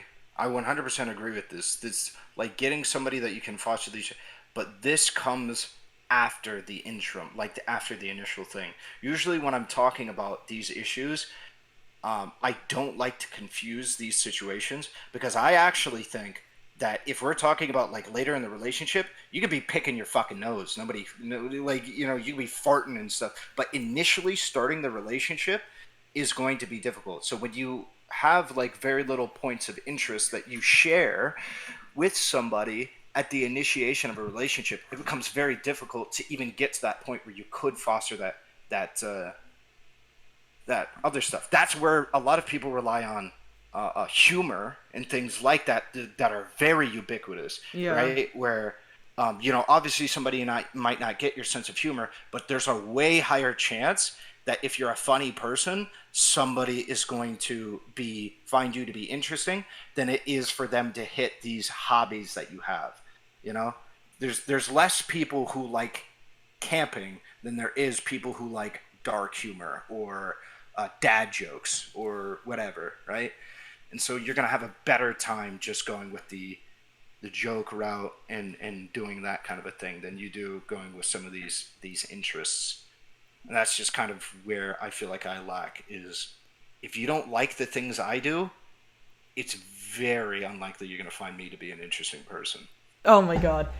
Wait, okay, fuck. I have so many like questions, but I we don't have to like put this on, but I'm just like curious from somebody that's like been following you and stuff. Like how did you talk to this girl then if you claim to like not like, for lack of better words, like if you claim to not have enough riz to like go off your looks alone and like approach people, and if your hobbies are like so niche that like the majority of women don't share them, like how did that even happen?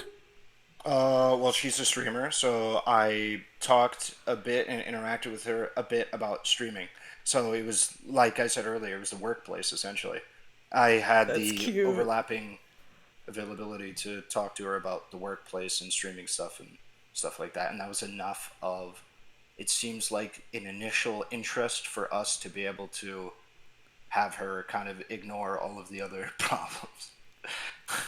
That's cute though, dude. I'm happy for you. Oh my god, wait, this is like I feel like my protagonist is like happy. I'm like so happy right now.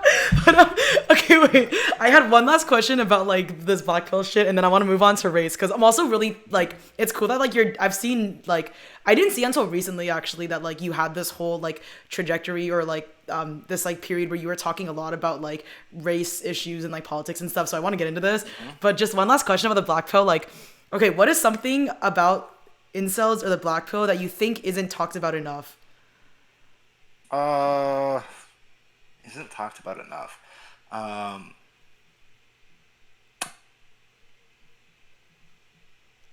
Or do you think it's like kind of dead? well, I think it's dying, but I think it's dying primarily because like people have like squeezed it dry. But I think that I guess if I had something that I don't feel like is talked about enough is the real problem that they have, which is social issues.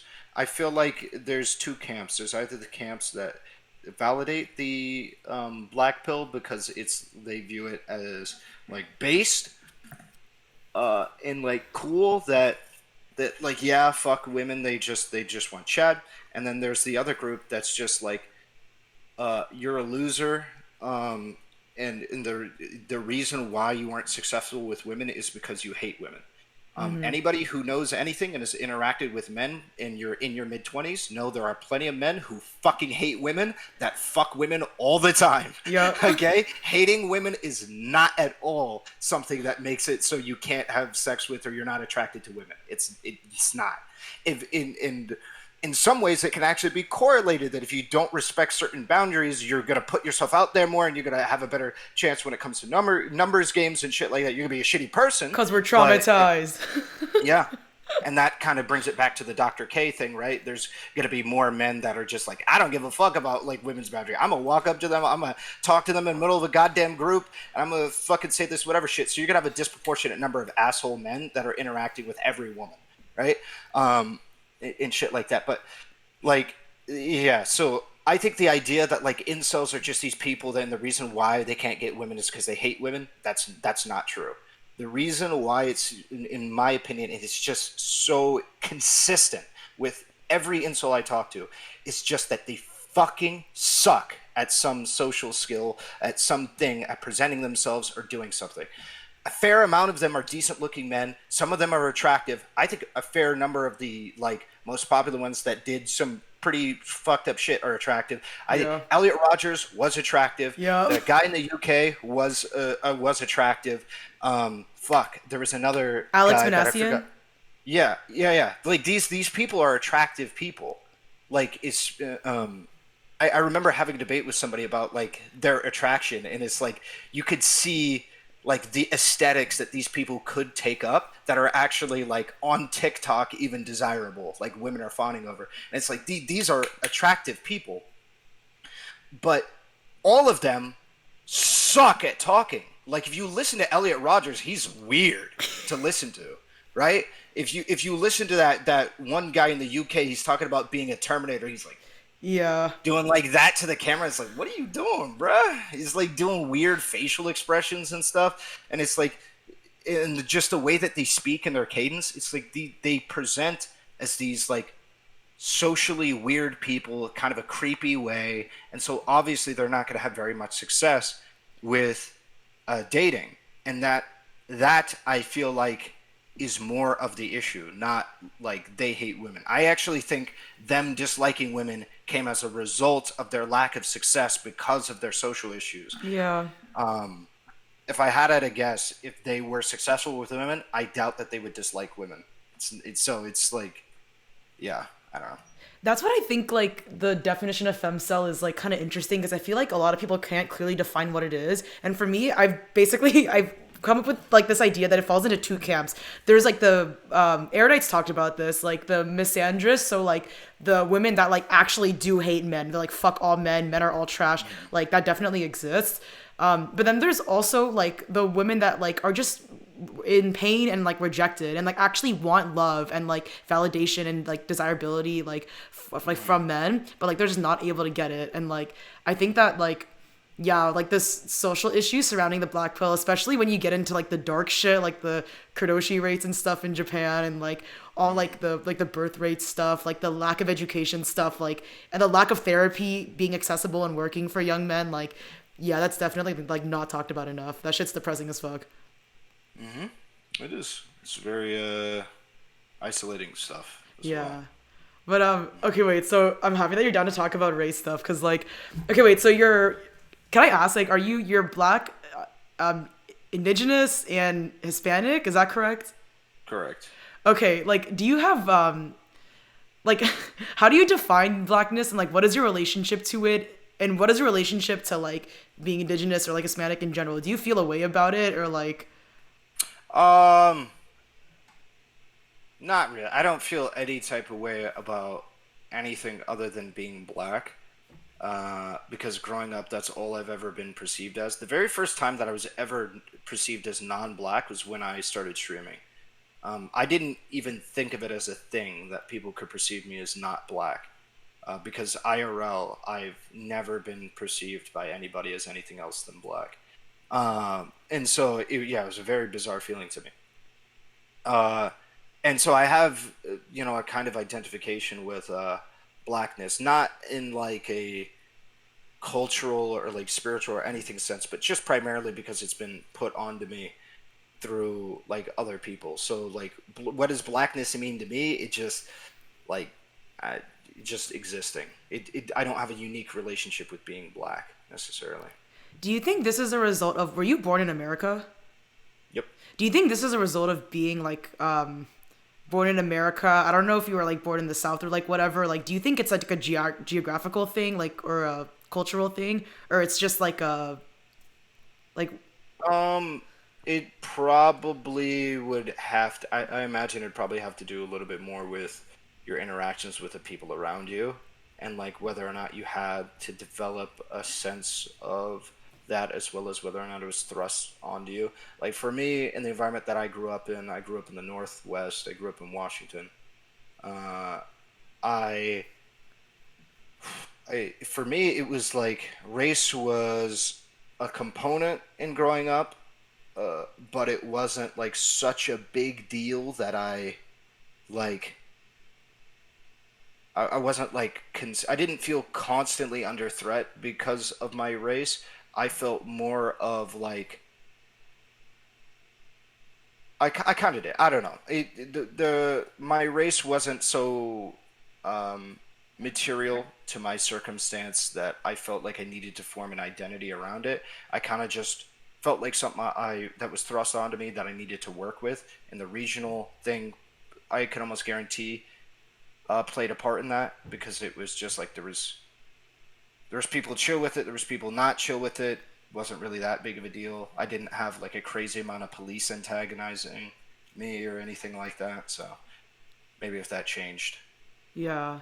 Yeah, I probably would. Like what cuz like yo, when I did that like incel interview, it was so funny cuz like um the the response to me actually was like kind of nice in some regard, but then like there's obviously like people that are like oh like her looks match is a doctor and like there's no way this like Asian girl would ever date anyone who wasn't white, even though I've never dated anyone who wasn't white. I love white people. Like I don't not like white people. It's just like it didn't happen this way for me.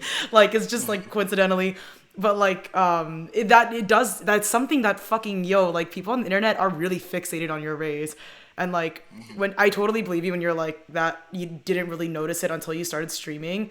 Like what was if you mind like sharing, like what were the comments that you got, or like what was the thing that was like that people were saying to make it apparent to you that like, oh, you're black? Like what was it? You mean I'm not black? Like so if you didn't really like think much of your race until like streaming, like what were the kind of comments, or like Oh, yeah, like what did people put on you in terms of like making you sort of like contend with this when before you're like, I don't give a fuck, I'm just chilling. so you're talking about the comments in real life, like that made me, or you talking about online? Online, yeah, specifically like Oh, after okay. streaming.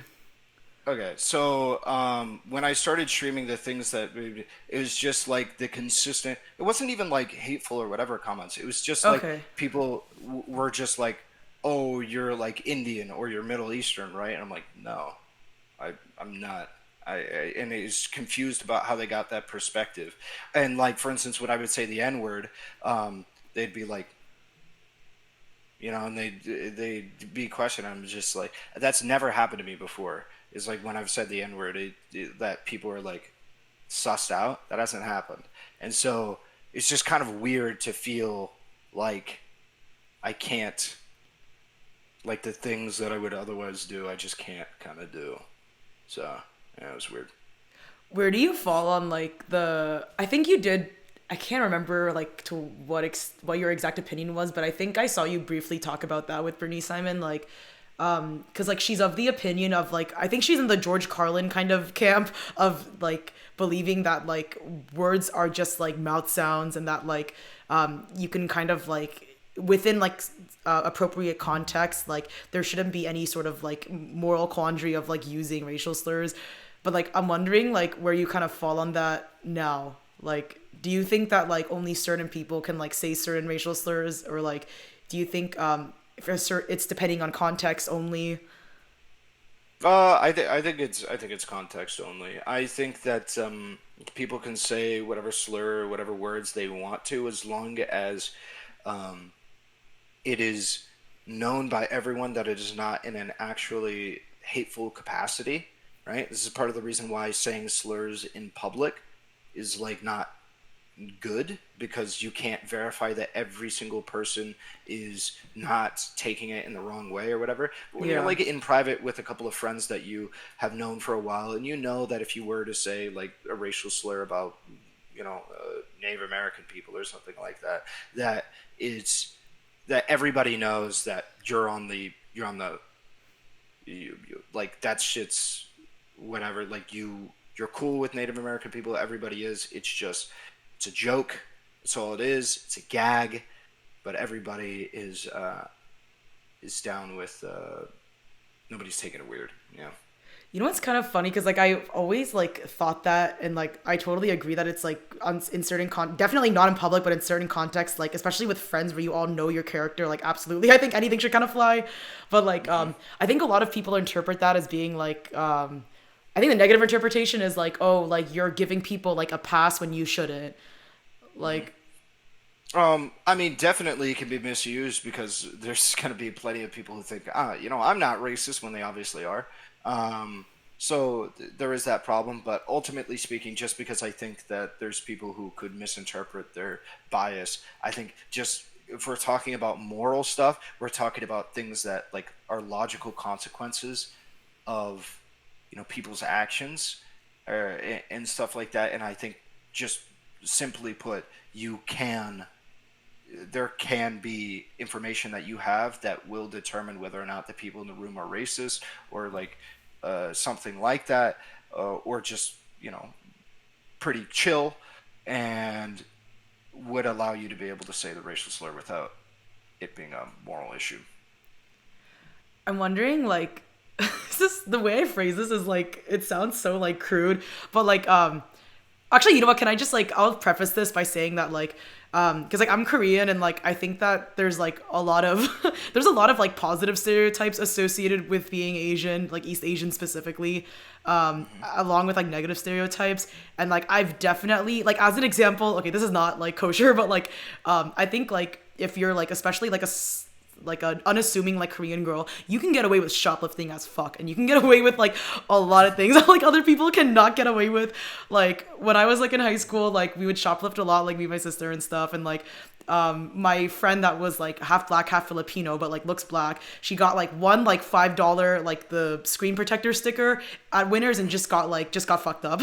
And like yeah, there's like I think it's kind of fucked up, but I'm of this belief that like I'm not gonna change the world by myself, and like even though like I do wish people took more of like a humanist approach to this shit and like didn't focus so much on race, like I'm not against taking advantage of like the positive stereotypes in certain contexts. And I'm wondering like, are there any kind of like advantages you've experienced like being black? Yeah. I mean, like, one of the great things, it's just an example, right? There was one of the introductions I had inside of the political community was a conversation about using the N-word in private, right? And part of, like, this is a rather specific one, right? But part of part of the only reason why I was entered into that conversation is because I was black. Right? I Yeah. had the same opinion as like several other people, but they were white, so they didn't get the to be in there. And because I was black, I was able to enter the conversation and have an air of authority in it.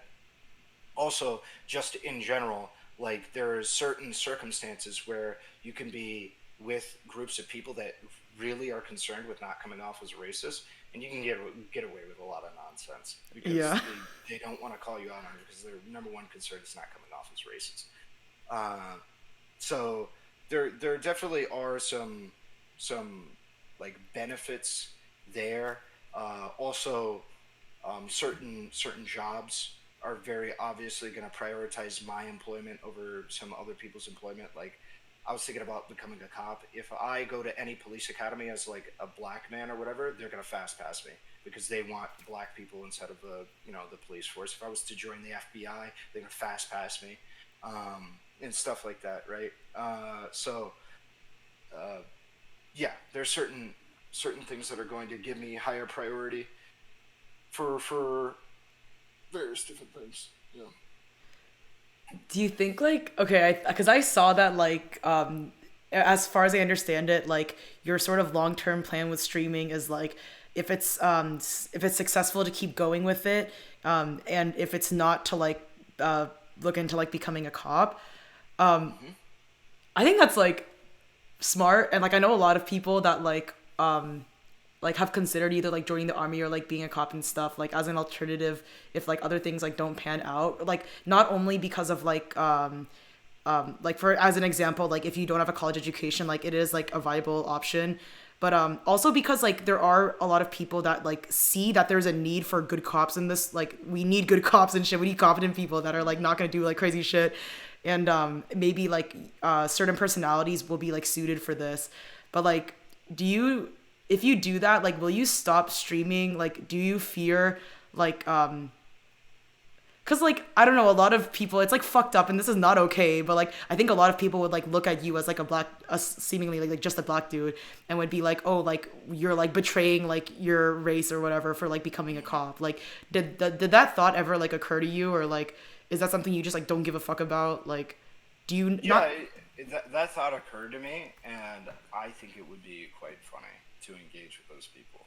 The idea that, like, if I become a cop, there's gonna be a bunch of people that feel like I'm betraying the black community because it's just because I'm a police officer and shit like that. Even though if you literally poll black people, a majority, I think like Yeah. 80% have a favorable view of the police, so they're Yeah. just completely detached from the actual black experience.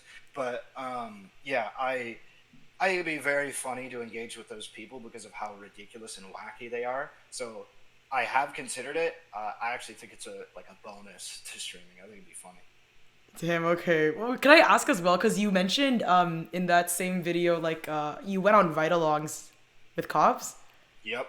What are Um, you willing to talk about that shit, or like no? yeah, I mean, I went on some ride along with the cops, and they were like, pretty friendly people, but they were kind of what you would expect, and that's kind of a part of the issue that I would want to address was they were very gung ho, GI Joe.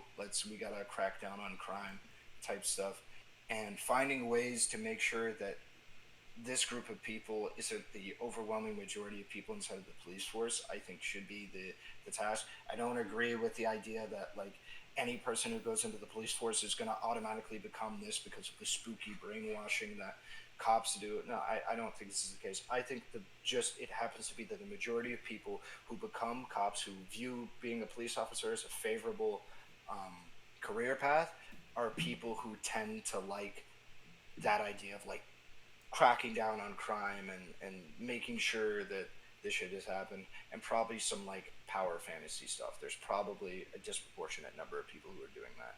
And so I don't think that if I'm going to join the police force, I'm automatically going to like become brainwashed into this stuff. But I am also aware that it can happen and that there is a culture of that inside of the police force. I think that's a part of my confidence that I'm probably not going to like do whatever.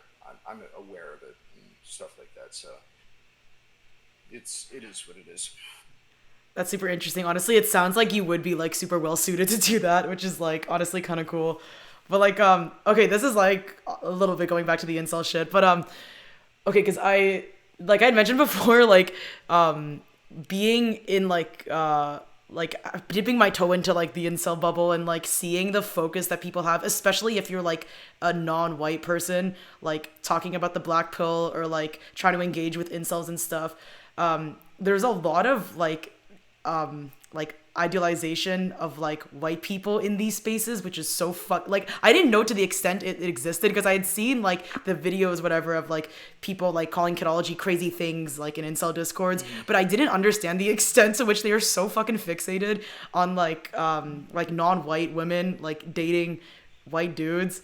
And like I'm wondering if like what do you make of that like idea of like that insistence that like particularly it seems like Asians and black people like want to be white like through dating white people. Like has that been something you've seen or like experienced? Uh, I mean, I know that there's especially disproportionately black men that'll try and go after white women because they view like white women as like the ultimate catch and like the ultimate like clout for being a black man is being able to get white women. Um, there's also uh, the perception that uh, white women are like the most desirable and things like that. Uh, when it comes to dating and the interracial stuff and like whether or not people or how people feel about that, I think there's just a lot of people who are um, insecure and they feel like uh, it's like a very territorial thing. I'm not Yeah. sure if you so I actually grew up and I was on, Reddit and some of these things and even 4chan, and it was very, very common on 4chan where there would be fights between black people and white people about like fucking women. So like it would be like black people fucking white women that was like seen as like shit, and the response would be white people fucking black women. And it was supposed to be, the idea was supposed to be like, these are our women, Oh my and god. they're being like taken by Yeah. white men or black men or whatever.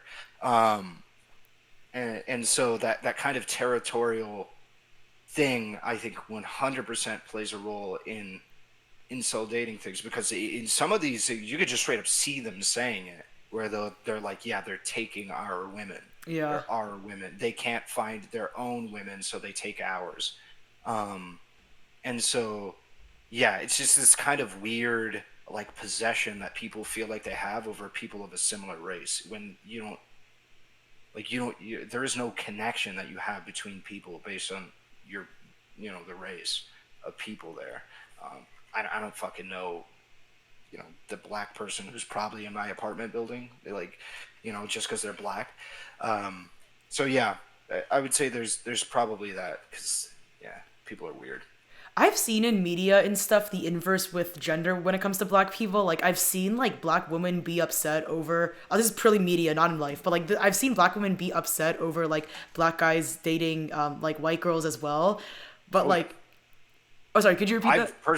I said, oh yeah, I personally have experienced that. I've dated Damn. one of my exes was a white woman who I dated for 2 years, and I would get the nastiest looks from black women in public. It was, No, oh yeah, it was awful. It happened a lot. bro. Oh my That god. like I would get some nasty looks from that, and yeah.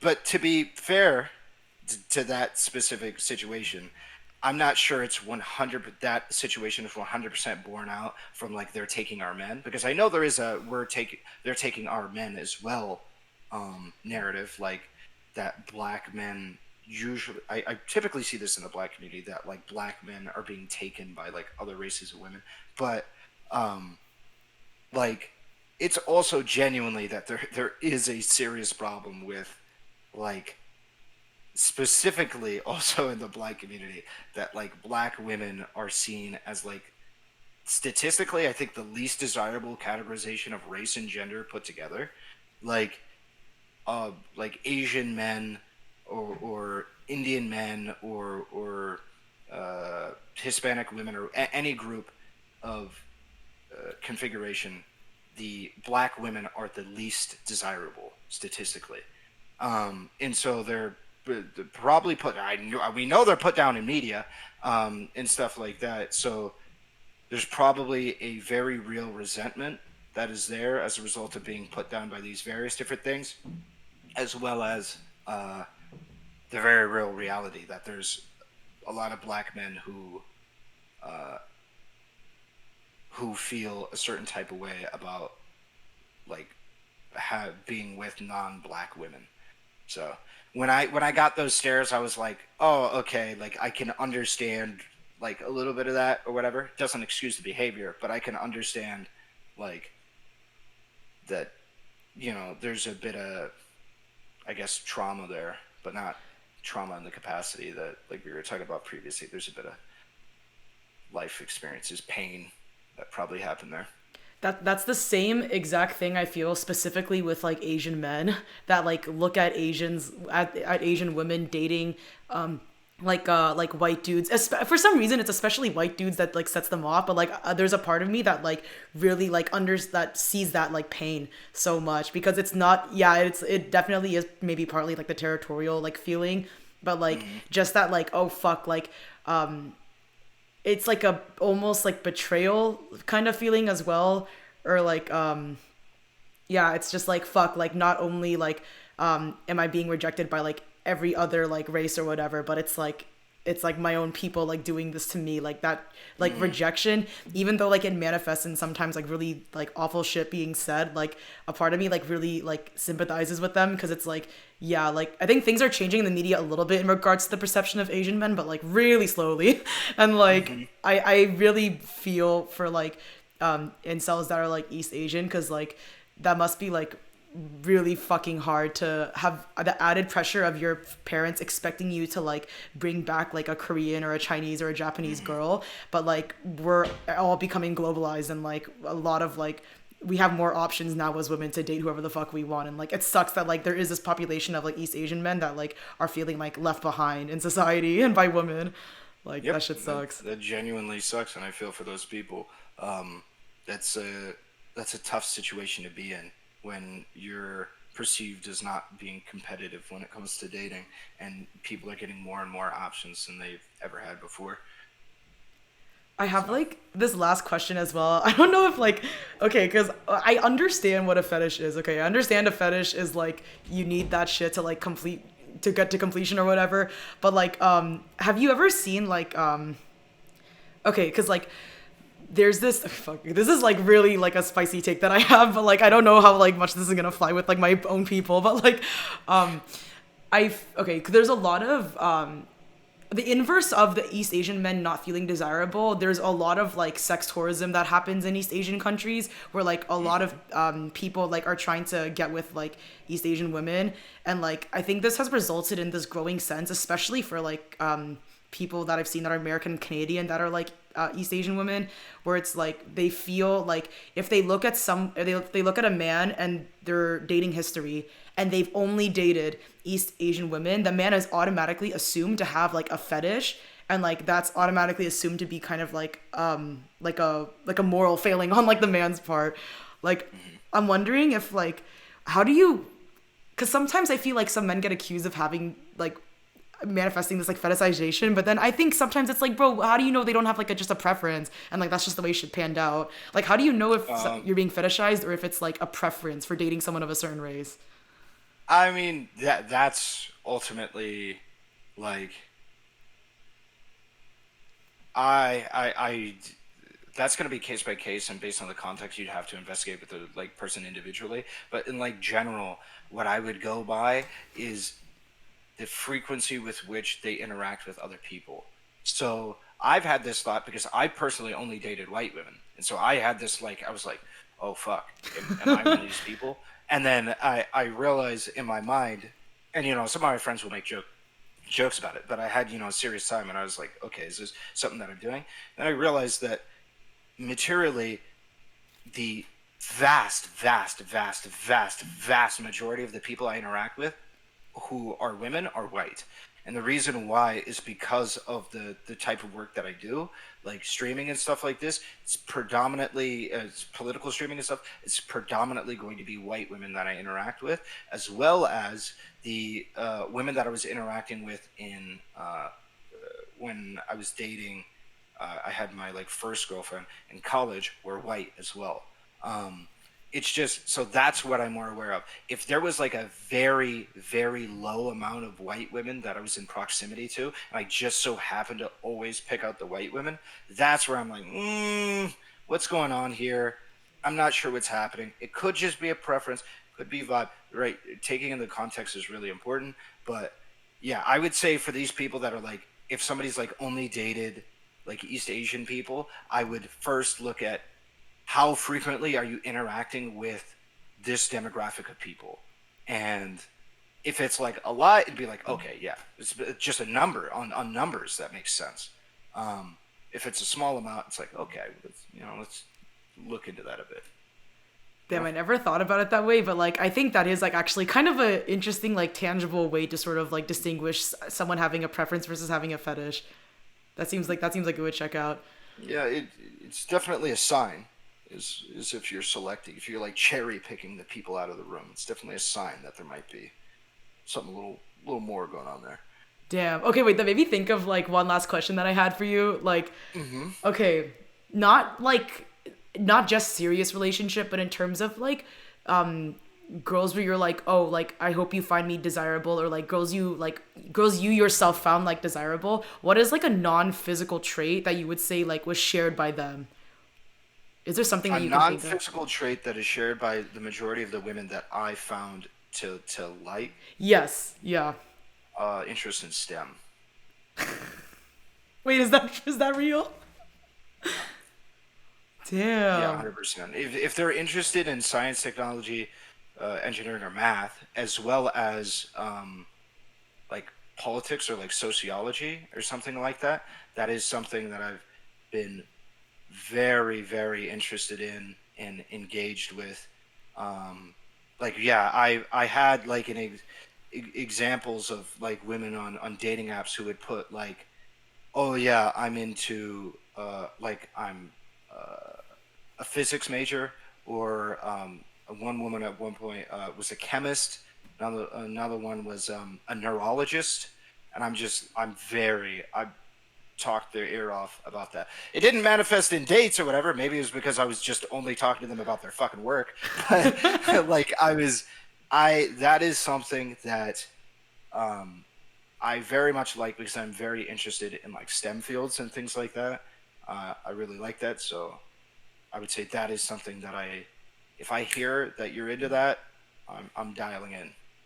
That is so interesting. Okay, wait, sorry. Do you have time for like one last question just because it popped in my Go for mind? it.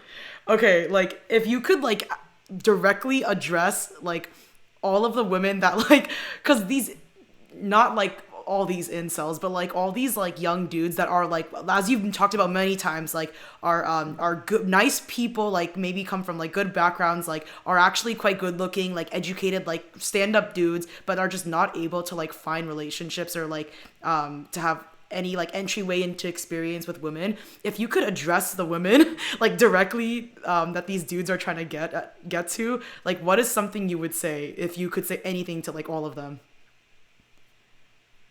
To the women that these men are trying to get at, Yeah. Like if you could address like, cuz I think like there's a lot of like of these women that, and maybe if they wasn't through a dating app or whatever, that might give these guys a chance, but because of like certain things like are not. Like is there anything you could say, if you could, just like directly to all these women that might actually like these dudes and might be treated well by these guys but like are not giving them a chance? probably to be more open to things that are not long-term issues, but are like less, just more of like things that you consider to be like surface levelly bad. Like I had a conversation with someone, I think it might have been Kelly Jean, about Was it the spelling or what the yes, yeah. yes it was. That's what it was. Where she's like, improper grammar with that. It's just like too much for. I'm like, could you imagine? Like this is the thing that I always like to imagine, and I personally I find like probably like 85%, 90% of women that I see, just physically see, as well as like interact with, like probably desirable enough to be able to be in a relationship with, let alone go up and talk to, which apparently for a lot of people seems high or whatever, but like I think that there's a very large amount of women that I see that is like, yeah, I could see myself like potentially being in a relationship with this person, because like looks is not really that big of a deal. So obviously the amount of people that can filter in there is pretty high. But my point about this is every time you're looking at one of these issues, think about, if I had a long-term partner and this was their biggest issue, would I break up with them? And the vast majority of the things you reject people for initially will be no. I will not do that. So like give them a chance. But if it's like big red flags, like this person is like, you know, has really big commitment issues or something like that, yeah, and you think long term, could I break up with somebody with it? Yeah, maybe. If they have commitment issues and we're like 3 years into the relationship and they still don't want to like make any commitments or define it or do anything, yeah, that sounds like that would be something that'd be a pretty big deal. You know what isn't a big deal? Your fucking grammar. Okay, that's not a big deal. You know what I'm saying? You're not gonna break up with somebody over that. Like, you know, I had like I don't know. There's just little things that I feel like people exclude others for, where if you really think about it, no, I wouldn't exclude this person if they were like good in these other areas. So just find out if they're good in these other areas. That's would be my opinion. All I'm gonna say is, if Kelly Jean had the opportunity to go on a date with Floyd Mayweather, I bet she would. I bet she would take that shit. Let's be True. so for real right Fucking now. true. Absolutely true. But yeah, those are all the those are all the questions I have for you. If there anything else you want to say, or like, do you want to plug your socials and shit, just in case someone's watching and like doesn't know who you are? Sure. Twitch.com or twitch.tv, I think is what it is, /irrelevant, kick.com/irrelevant, YouTube /irrelevant, and Twitter /irrelevant. It's AH and then relevant. But I'm assuming you're going to have that in the title anyway. We'll know how to spell it. Yes. You do. Thank you So, so much for talking. This has been so great, and like I wish you best of success like on your streaming journey. Like you're doing great, and like I fucking love your content for real. Like it's great. thank you for reaching out to me. I appreciate it. Bye, dude. Take care. Bye. Have a good one.